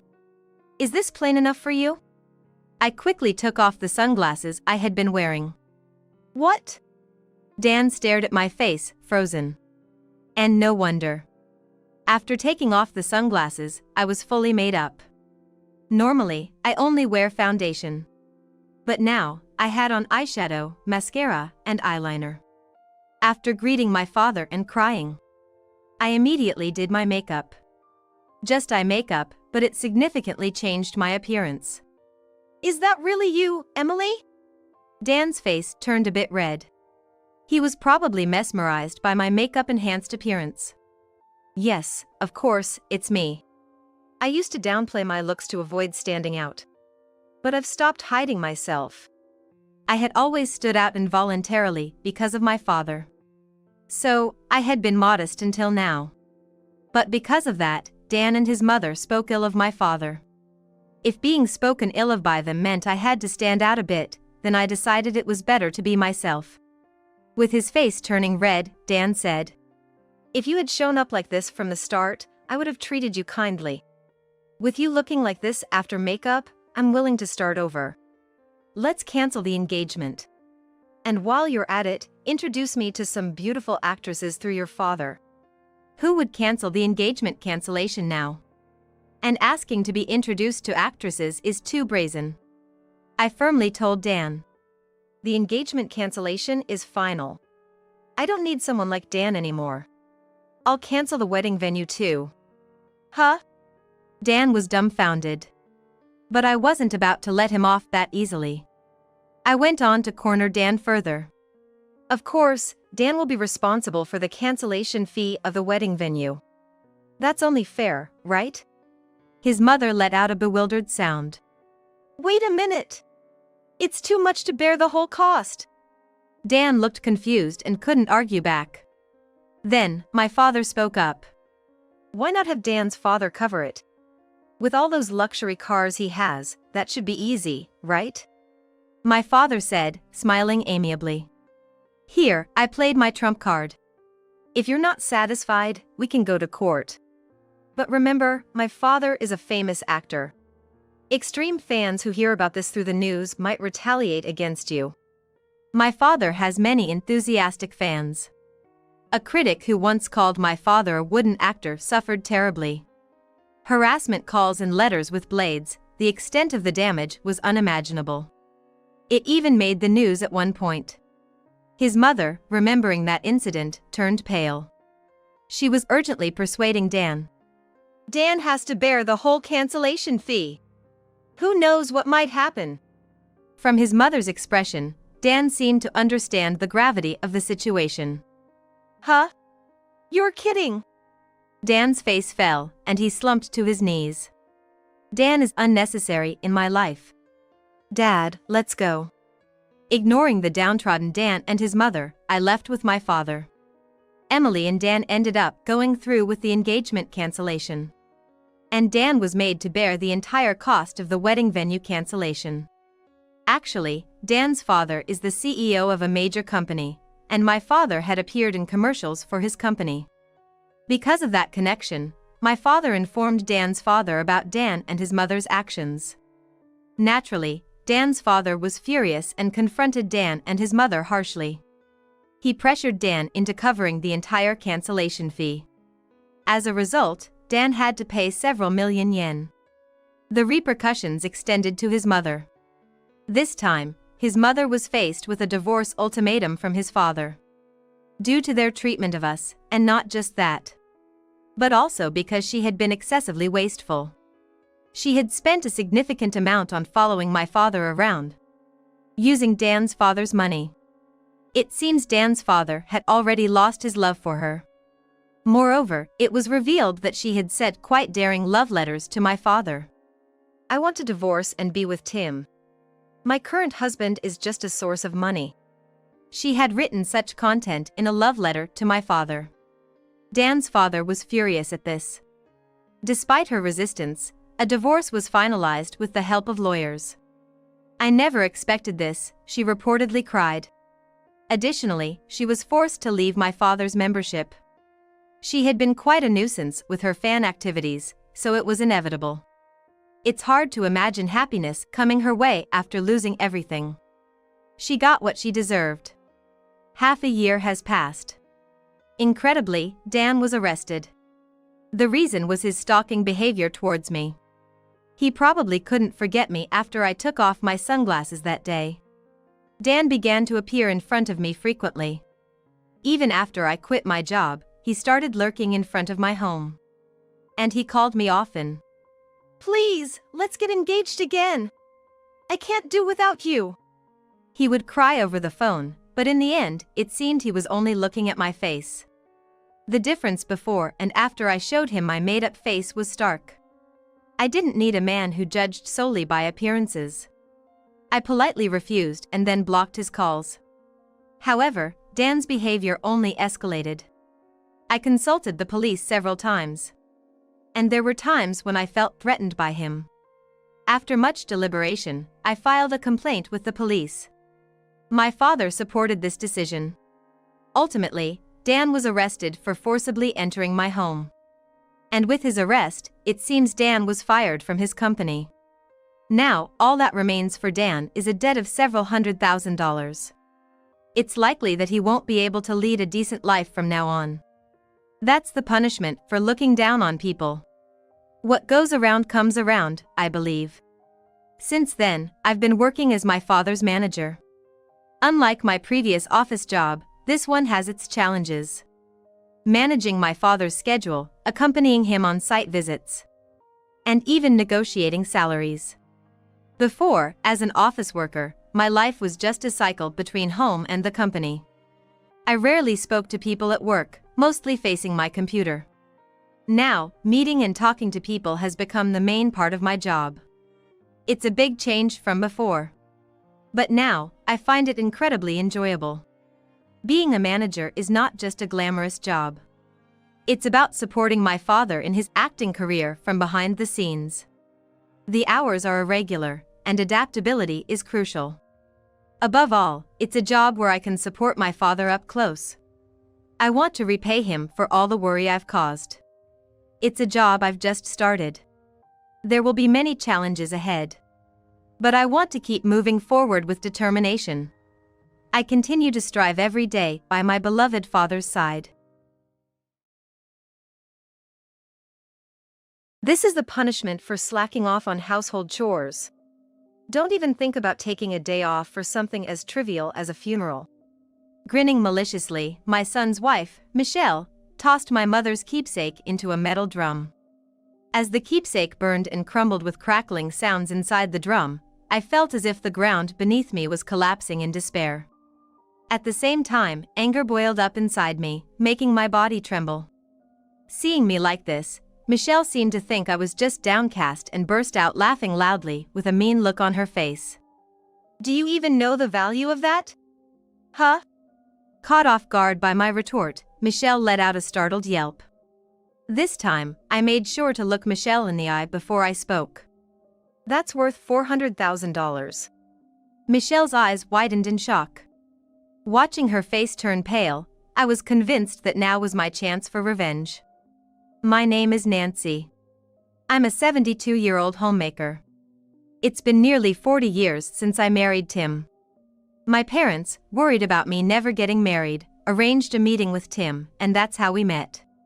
Tim is a very gentle man, and contrary to my fears, there were no conflicts with his family, leading to a very smooth marriage. Our relationship has been good. It took a while for us to have children, but fortunately, we never felt pressured by those around us. Or rather, I later realized that Tim had been shielding me from the nagging relatives all that time. Knowing this made me fall in love with him even more. Our son, Simon, was born in the 4th year of our marriage. Tim was overjoyed and cried, actively participating in parenting. I still remember thinking how glad I was to have married him. Now, Simon is 36 years old. He's working hard as the next president of Tim's company. And got married 3 years ago.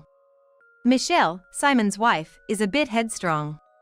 She insisted on not living together when we first met, so they live in a separate house on our property. Becoming a homemaker after marriage, she would go out every day, returning with bags from high-end stores. Although I had my concerns, Tim told me that since Simon and Michelle were a separate household, we shouldn't be too nosy, so I watched over them. One day, Simon mentioned he wanted to live together, saying Michelle found the house too big to manage alone and thought living together would be better. My mother lives with us. 5 years ago, after my father passed away, Tim suggested bringing my mother to live with us. My mother, who has difficulty walking and uses a wheelchair, needs assistance. We have a helper during the day, but I mainly take care of her at night. If Simon and Michelle were to live with us, the household chores would be halved, and I thought it would be a bit easier for me. I readily agreed to live together.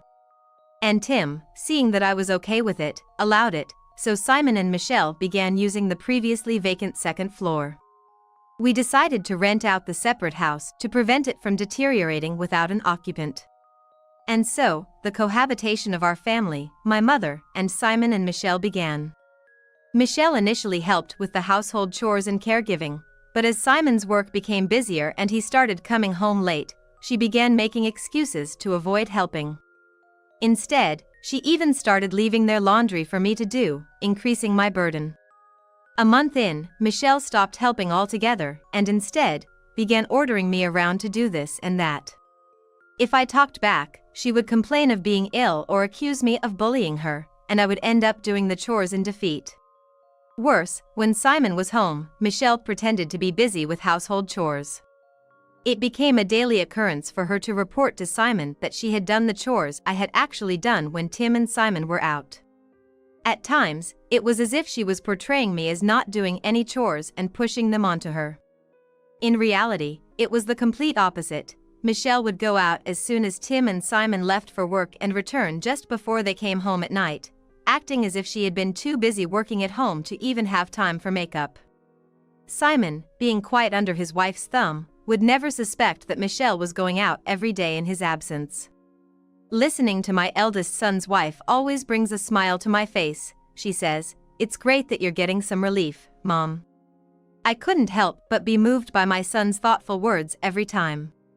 One day, I had to go out for a doctor's appointment and couldn't arrange for a caregiver, so I asked my son's wife, Michelle, to help out. She unusually agreed to help just for the morning, after I explained it would only take about 2 hours, so I thanked her and left. However, when I returned, Michelle was nowhere to be found. Rushing to my mother's side, I found her asleep, seemingly undisturbed by my absence, which relieved me. Michelle casually returned in the evening.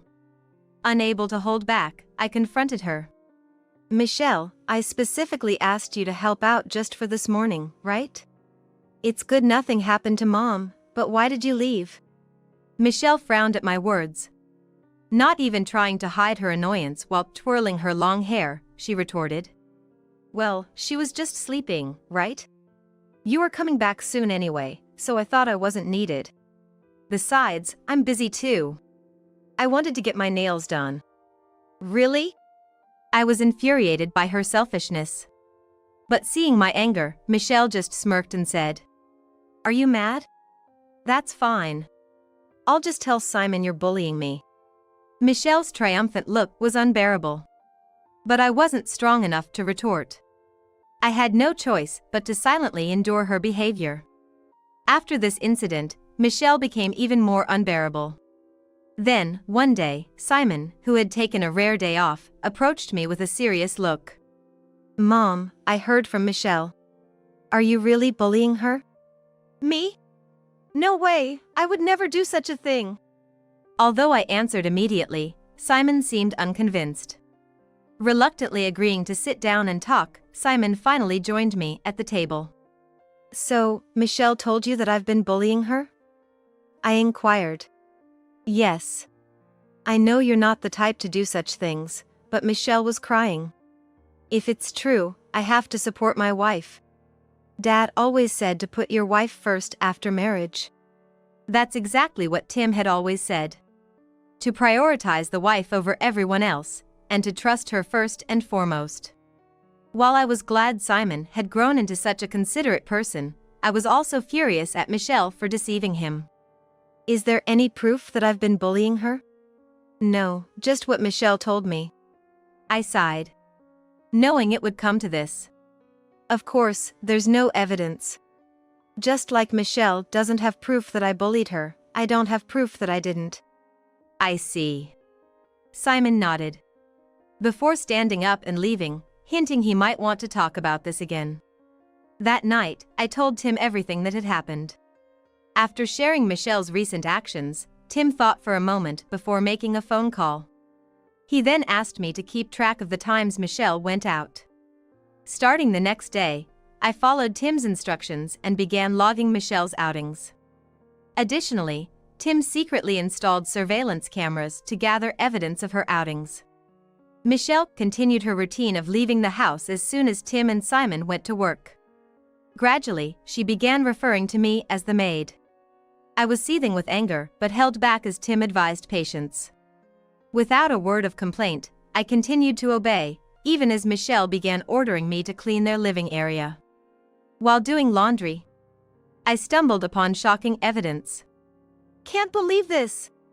I took photos, carefully replaced everything, and began compiling evidence to eventually confront Simon. Just as we were planning to discuss everything with Simon on his next day off, my mother fell critically ill and was rushed to the hospital. We tried calling Michelle, who was notoriously hard to wake once asleep, but couldn't reach her. Simon had always mentioned how difficult it was to wake Michelle, but Tim and I knew the real reason she wouldn't answer. Thanks to the doctor's efforts, my mother held on until morning but passed away before noon. I cried uncontrollably, and Tim comforted me throughout. Michelle got in touch. She's waiting at home, Simon said as he returned to the hospital room and held my mother's hand, crying. After discussing arrangements, we went back home to meet Michelle. What's that? Tim asked as he noticed smoke coming from our yard while driving. Is this a fire at a time like this? Panicked, I rushed inside alone, only to find Michelle, my son's wife, throwing things into a drum can in the yard. What are you doing? She turned around at my voice. In her right hand was a can of beer, and in her left, something familiar that made my blood run cold. What are you planning to do with that? It was an old book, a keepsake from my mother. She had collected them as a hobby, dedicating one wall of her room to a bookshelf where they were stored. Next to Michelle, a pile of old books was haphazardly stacked. Michelle, clearly drunk and in high spirits, said, Well, Grandma's gone now, so we're not using that room, right? So, I'm cleaning it up for you. I'm taking that room. As she said this, she threw the books into the drum can, one after another. I was so shocked I couldn't move, barely managing to utter a weak stop.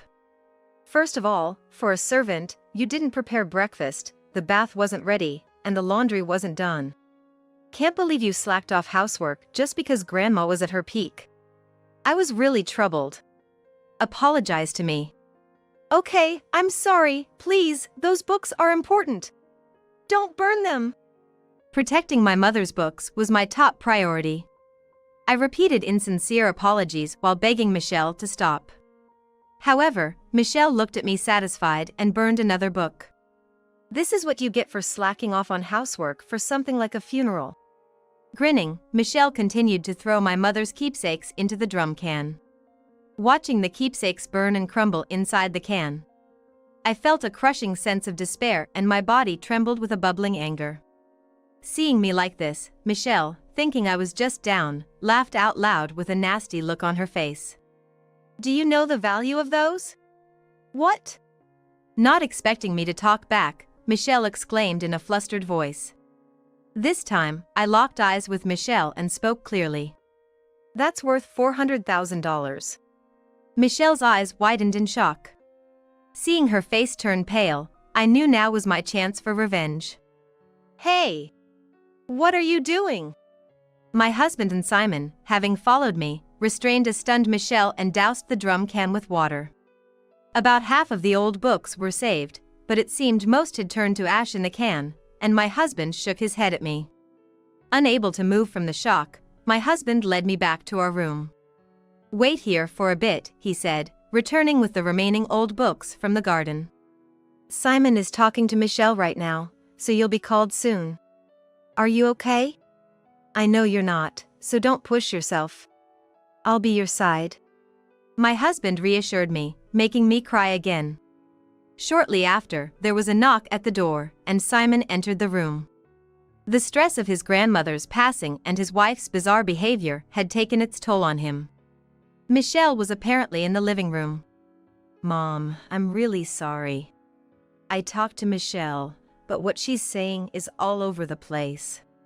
Let's talk with everyone. Can we call a lawyer, please?" "All right," my husband replied. Contacting a lawyer who would arrive in about 15 minutes, so we decided to start the discussion. Moving to the living room, Michelle glared at me without hiding her displeasure. Simon tried to calm her, but she burst into tears, screaming, "You always take your parents' side." The discussion seemed impossible with her attitude. However, my husband began calmly. "Let's hear your reasoning for this. Your mom said before. Those books are in the way, so once Grandma's gone, you can throw them away. Why are you getting mad now?" Michelle cried out her defense, to which my husband looked exasperated. When she realized her crying tactic wasn't working, Michelle stopped and began a different claim. "I was always mistreated by your mom, just wanted to get back at her." "Oh? And what kind of mistreatment did my wife do?" Challenged by my husband's calm inquiry, Michelle hesitated for a moment but then started listing accusations against me. "Being forced to do all the housework, receiving snide remarks whenever I wanted to go out. And I was the one doing most of the caregiving. And I wasn't even allowed to be there for Grandma's last moment. I got a message saying don't come." I was almost impressed by how she could pile on so many lies. My husband was nodding along as he listened, but as soon as Michelle finished speaking, he laid out some documents on the table. These were detailed records of the antique books, each with its price listed. "What's this?" "I hadn't mentioned it before because you seemed uninterested in books, but those antiques are extremely valuable. My wife and I spent years collecting them for Nancy's mother. There's no way she would have said it's okay to dispose of them. The total collection is worth about $800,000, and you've burned about half, so that's at least $400,000. Can you afford to pay that?" Michelle turned pale upon hearing this. She obviously hadn't taken my words seriously. Unable to believe that those old, brown books could be worth so much. "Well, Dad, Mom, I'm so sorry. We should have just enough in our savings. Not that it makes it okay." Besides Simon, Michelle's face went from pale to white.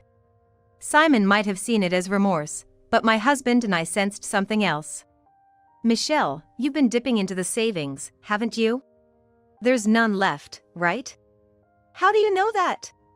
Caught red-handed, Michelle let the truth slip. Simon was shocked, staring at her in disbelief. The reason we knew? The lawyer had brought additional documents. "I figured as much.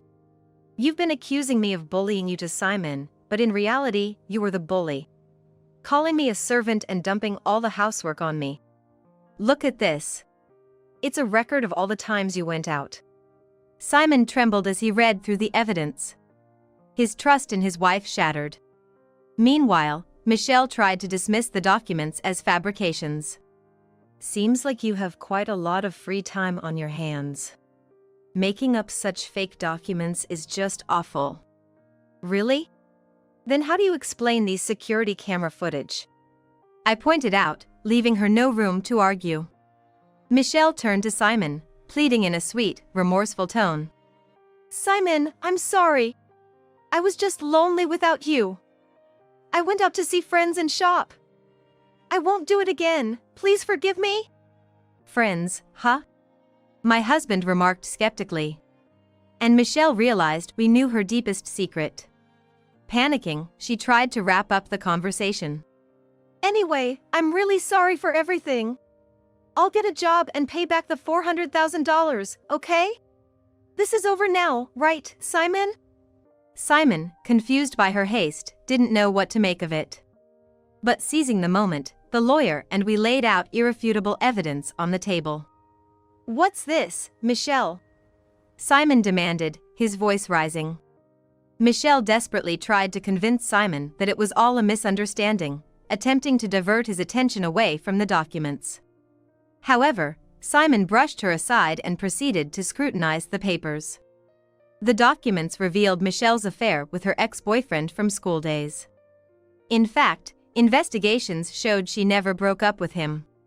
He was unemployed, living in a hotel on Michelle's dime, seeing Simon as nothing but a cash cow. So, you've been betraying me from the start. It's not true. It's all made up. I love you, believe me. Michelle desperately tried to convince him, but we were beyond disgusted. These documents are from a detective I hired. They're reliable, Simon said, as Michelle slumped to the floor in defeat. Simon, unable to bear staying any longer, started to leave. Michelle, in a last-ditch effort, called out to him. Hey, Simon! Hang on! I don't want to see your face again. We'll go through lawyers from now on. As Simon left, Michelle reached out to him in vain. My husband and I left the matter to the lawyer and consoled our disheartened son, discussing what would come next. Soon after, Simon had Michelle evicted, leading to a scene and her eventual arrest. A restraining order was issued, and legal actions were taken against her and her lover. They demanded compensation for the money spent during hotel stays, on top of the usual damages. Surprisingly, Michelle's lover, who had other sugar daddies, paid the entire amount in one go. Rumor has it that because of this, another of his benefactors found out about the affair with Michelle, and now he's been forced into non-stop physical labor until he earns back what he paid to Simon. After being dumped by her lover, Michelle has been juggling part-time jobs to pay Simon and me the ordered alimony. Though we receive a set amount each month, it will likely take longer than it takes a child to reach adulthood to fully settle the debt. My husband retired, passing the company to Simon to bolster his spirits. Perhaps there are things that men can understand among themselves. Simon has been dedicating himself to his work and, bit by bit, seems to be regaining his spirits. Later, when Michelle tried to reconcile, Simon refused her outright, maintaining the restraining order. However, Simon firmly refused her. Without even seeing her face, he reportedly responded over the intercom, "You know there's a restraining order, right? I'll call the police." Eventually, Michelle was escorted out by the security guards. We fulfilled our dream of building a home in the countryside and converting our old house into a popular share house, securing a comfortable retirement. With Simon moving to a different apartment, we decided to renovate our original home into a trendy shared house. Thanks to its prime location, we were immediately flooded with applicants. Between this passive income and our savings, it looks like we won't have to worry about money in our retirement. 3 years post-divorce, Simon mentioned a woman he'd like us to meet, a coworker who had been by his side. My husband approved, saying she was trustworthy. We looked forward to their visit, hopeful for Simon's new chapter. I need all of this gone. Thrown into the coffin where my second son lay were several photographs. Picking up the items that weren't there before, I first noticed the words "Scene of Infidelity" and then, on the back of the photos, there were dates and unfamiliar names written. I turned back to the person who had thrown them in. Crossing her arms and wearing a nasty smile, my first son's wife looked at me. I was so shocked I couldn't close my mouth, just sweating coldly and staring back at her. It was almost time for the coffin to leave. But before that, this truth had to be exposed. I hurried off to the police. My name is Margaret Johnson. I turned 83 this year. I got married when I was young, and not long after, we were blessed with a baby boy, Michael. My first son was so lively, growing up right before my eyes. And when he begged for a little brother, that's when my second son, John, was born. Unlike his energetic brother, he was calm and easy to care for. Their personalities became clear as day. My first son would run around whenever he had the chance, while my second son spent his time reading picture books and drawing. That didn't change whether they were in elementary or middle school, and eventually, they went to different high schools. Then, my first son chose to work right after high school, while my second son went to college. My first son hopped from job to job, while my second son got a job at the city hall. After a while, my first son got married, but my second son is still single to this day. My second son had always been shy and asthmatic since he was little, so he was modest in everything he did. Despite this, my first son always wanted to take him out to play. That didn't change even when they grew up. At the end of the year, my second son came home for the holidays. As always, he brought a gift and greeted me with a cheerful "I'm home." I took his luggage and invited him in, then he went off to change in his old room, saying he'd be right back.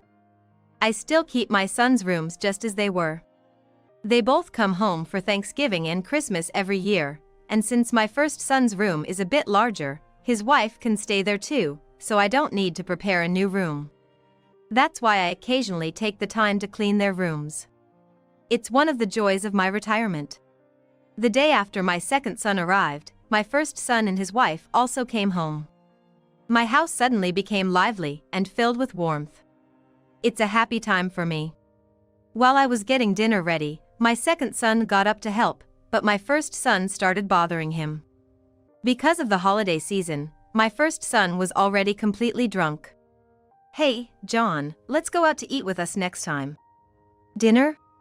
"Yeah, I'll treat, come on. Let's go, just the three of us, you, me, and Martha." "Well, I'm kinda busy though." "Come on, it's not a big deal, let's do it just this once." "Okay, got it." "Great. Then I'll leave the restaurant to you." "Yes, okay." With a wry smile, John nodded as his brother, pressing a hand on his shoulder, urged him on. He seemed a bit reluctant when Martha asked him to choose the place, but he started searching on his smartphone right away. I was worried about their forceful interaction, but since it's been their way since forever, I decided not to say anything this time either. After that, everything went smoothly, and my sons went back to their own homes. It's always a whirlwind when my sons visit, but I feel lonely once they're gone. I just hope they stay healthy and safe this year too. Some time passed, and then one early morning, the phone rang. Wondering who it could be at this hour, I answered the phone to hear it was the police. Alarmed, I asked what happened, and they told me that John had passed away. After that, I couldn't comprehend anything they said. As soon as the call ended, I felt all the color drain from my face, and I collapsed to the floor. Apparently, John had collapsed from an asthma attack on his way to work. The recent cold snap exacerbated his attacks, and since he didn't have his inhaler with him that day, he was already severely weakened by the time he was taken to the hospital. Just like that, my second son was gone forever. Crushed by despair, my mind suddenly kicked into gear, shaking me into action. First thing, I needed to contact my first son. I couldn't remember his number, so I frantically searched all over the house. Finally, I remembered there was a note with my first son's number on the corkboard above the telephone, and I grabbed the handset and called him hastily. After the phone rang several times, I could hear my first son answer with his drawn-out voice. While I was rambling on, not even sure of what I was saying myself, I was explaining the situation to my first son, but he didn't seem particularly surprised, just responding with a "huh" and "okay." At the time, I was too frantic to notice his demeanor, but looking back, I realized something was off from that moment. At one point, my first son's wife chimed in, and Michael briefly explained the situation to her. "Oh, that's tough," she might have said nonchalantly, as if she had just heard about a neighbor's quarrel. I was taken aback, and Michael responded to me lightly. "All right, we're gonna head to the hospital now." I heard the phone click off near my ear. What was I panicking for? In the hospital, facing my second son for identification, I felt no real sense of it all, and before I knew it, the day of the funeral had arrived. Driven by despair, loss, and busyness, I can't remember how I've spent the past few days. As the funeral proceeded solemnly, I was brought back to reality by the funeral director's words. This will be your final goodbye. Please take this time to bid farewell without regrets. Relatives who had come to pay their respects gathered around John's coffin. He had been a favorite among them due to his gentle nature. Many lamented that he had passed before his parents. I couldn't bring myself to look at John's face for a while, holding back sobs as I stepped away from the coffin. But once the crowd had cleared, I mustered the strength to peer into the coffin. He was sleeping peacefully. His face was so serene, it looked like he might wake up if I just called out to him. As soon as that thought crossed my mind, tears started welling up again. I looked down, pressing a handkerchief to my mouth. Then, I heard something being scattered over the coffin. We had already placed everything inside. Curious, I opened my eyes and saw several photos had been tossed in. Picking up the photos, wondering what this was about, I noticed the words "Scene of Infidelity." On the back of the photos were dates and names I didn't recognize. What in the world is this? I quickly looked towards where the photos had come from. I need all of this gone. Can't leave any evidence behind. Her arms crossed as my first son's wife looked at me with a vile smile. Led with an indescribable fear, I could only stare back at her, sweating coldly. The time for the funeral procession was nearing. I had to let everyone know about this before it was too late. Mustering my courage, I spoke up. Martha, did you actually do something to John? My statement caused a commotion among everyone present. What are you talking about? John died from his chronic condition, didn't he? Realizing there was no getting through to Martha, who just shrugged off my objections with a whatever attitude, I suddenly remembered something important and dashed off in a hurry. I could hear voices trying to stop me, but I couldn't pay any attention to them. I ran out of the funeral place and onto the main street, where I quickly hailed a taxi. I gave the driver my home address, and we took off immediately. I remember feeling desperately anxious yet oddly calm. I tried to recall where I had put the item I was looking for. Every red light made my anxiety spike, and I found myself clenching my fists without realizing it. Once home, I asked the taxi driver to wait and rushed inside. Even unlocking the door felt agonizingly slow. But I quickly found what I was looking for in the place I had pictured in my mind. I grabbed it and went back to the taxi, this time asking the driver to take me to the police station. The driver looked surprised by my frantic state but nodded and drove me to the nearest station. After paying, I dashed into the police station, explained the situation to the receptionist, and showed them what I was holding. Initially, the receptionist looked confused, but after seeing the contents, they realized this was no small matter and asked me to elaborate in a private room. As we switched places, several officers appeared to hear my story. They were already familiar with John's recent words, and my summary seemed to convey the urgency well. When I showed the contents of the envelope I was holding, the most senior detective exchanged a look with a younger one. The younger one then left the room and I kept talking about various things in the meantime. After a while, the young detective returned and reported back to the senior one. Before I knew it, I was being ushered into a police car and taken back to the funeral. As I was being taken back to the funeral in the police car, John's words kept echoing in my head. Actually, I've discovered a secret about Michael and Martha. But I can't talk about it now. And I don't want them to find out either. Sorry, Mom. Don't ask anything, just keep this for me, please. That's why, when John came home last New Year's, he gave me something. It was a white envelope, and it seemed like it had various things inside. Please don't look inside. It might become unnecessary. Then, I'll come back to collect it, so just hold on to it for me. I couldn't understand what John was talking about, but seeing him in distress, I couldn't say anything. I just smiled, took it, and then we never spoke of it again. Then Michael and Martha came home, and I was so busy that I forgot about it. I was furious with myself for completely forgetting after seeing how troubled John had been. Getting older is tough.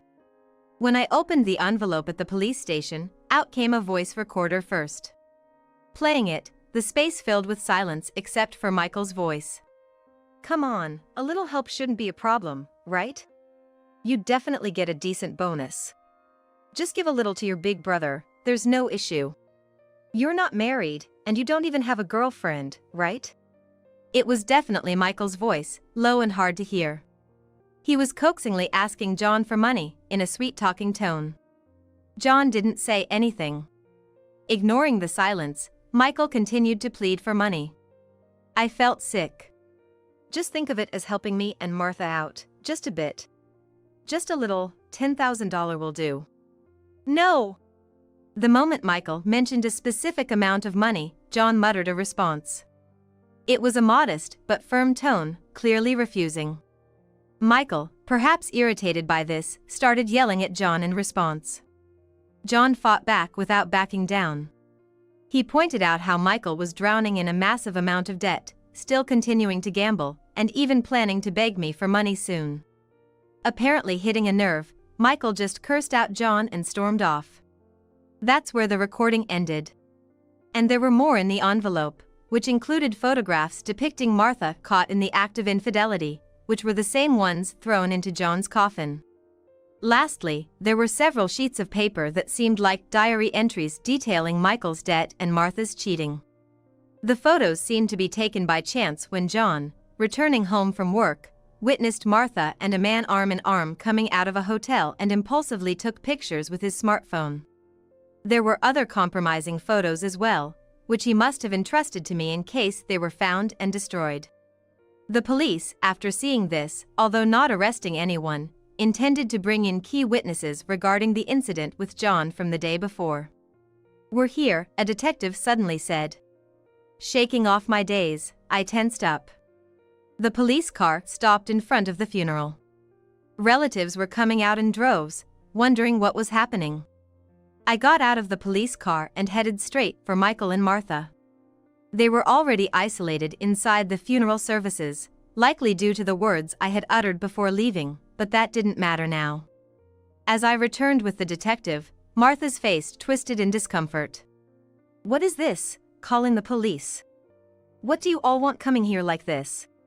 As Martha pointed and yelled at me, Michael frowned suspiciously.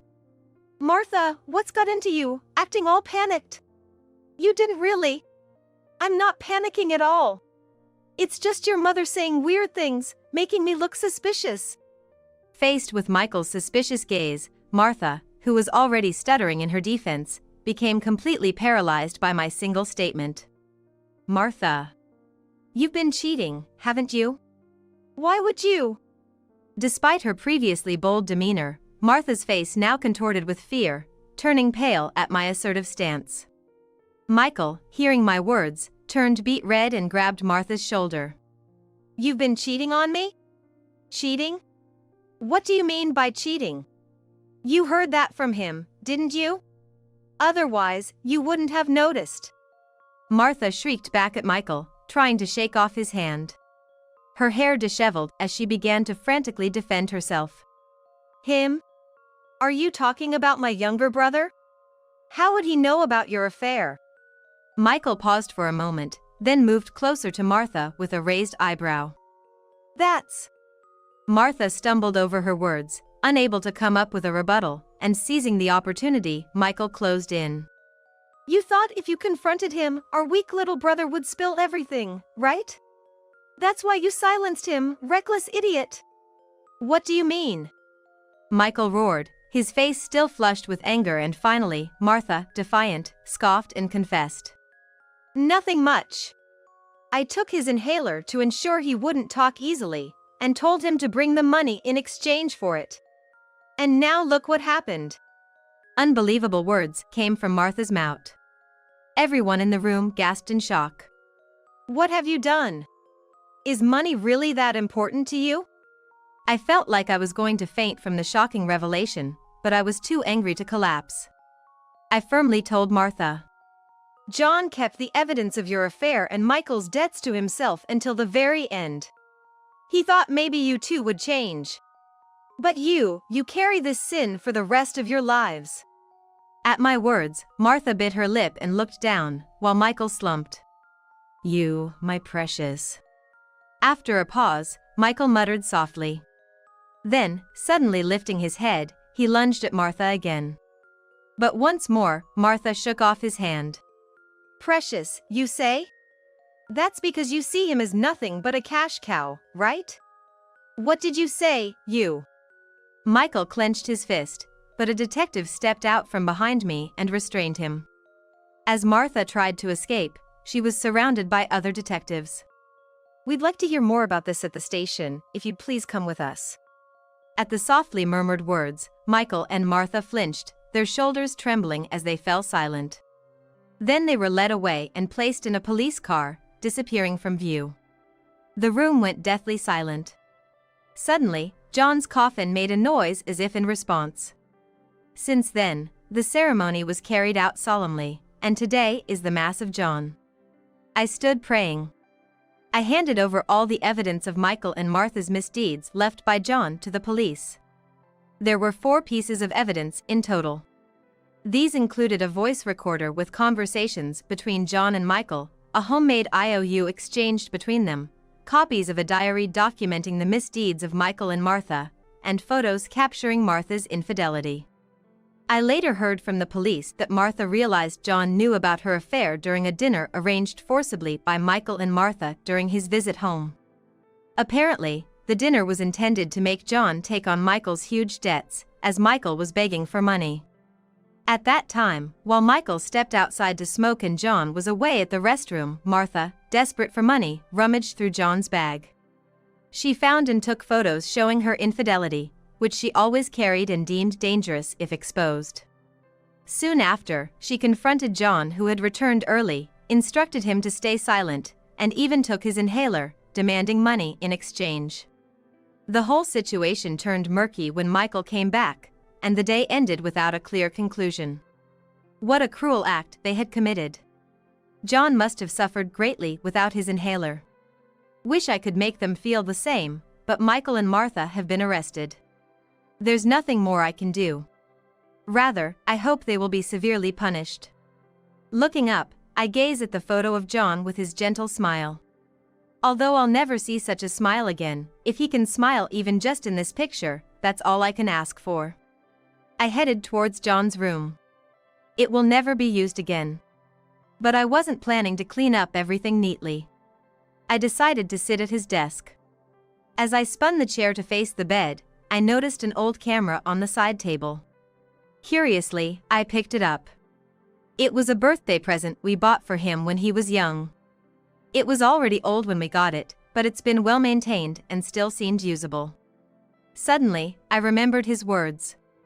Let's go on a trip sometime. We'll take lots of photos with this camera. Remembering his gentle face, I decided to start planning for that trip.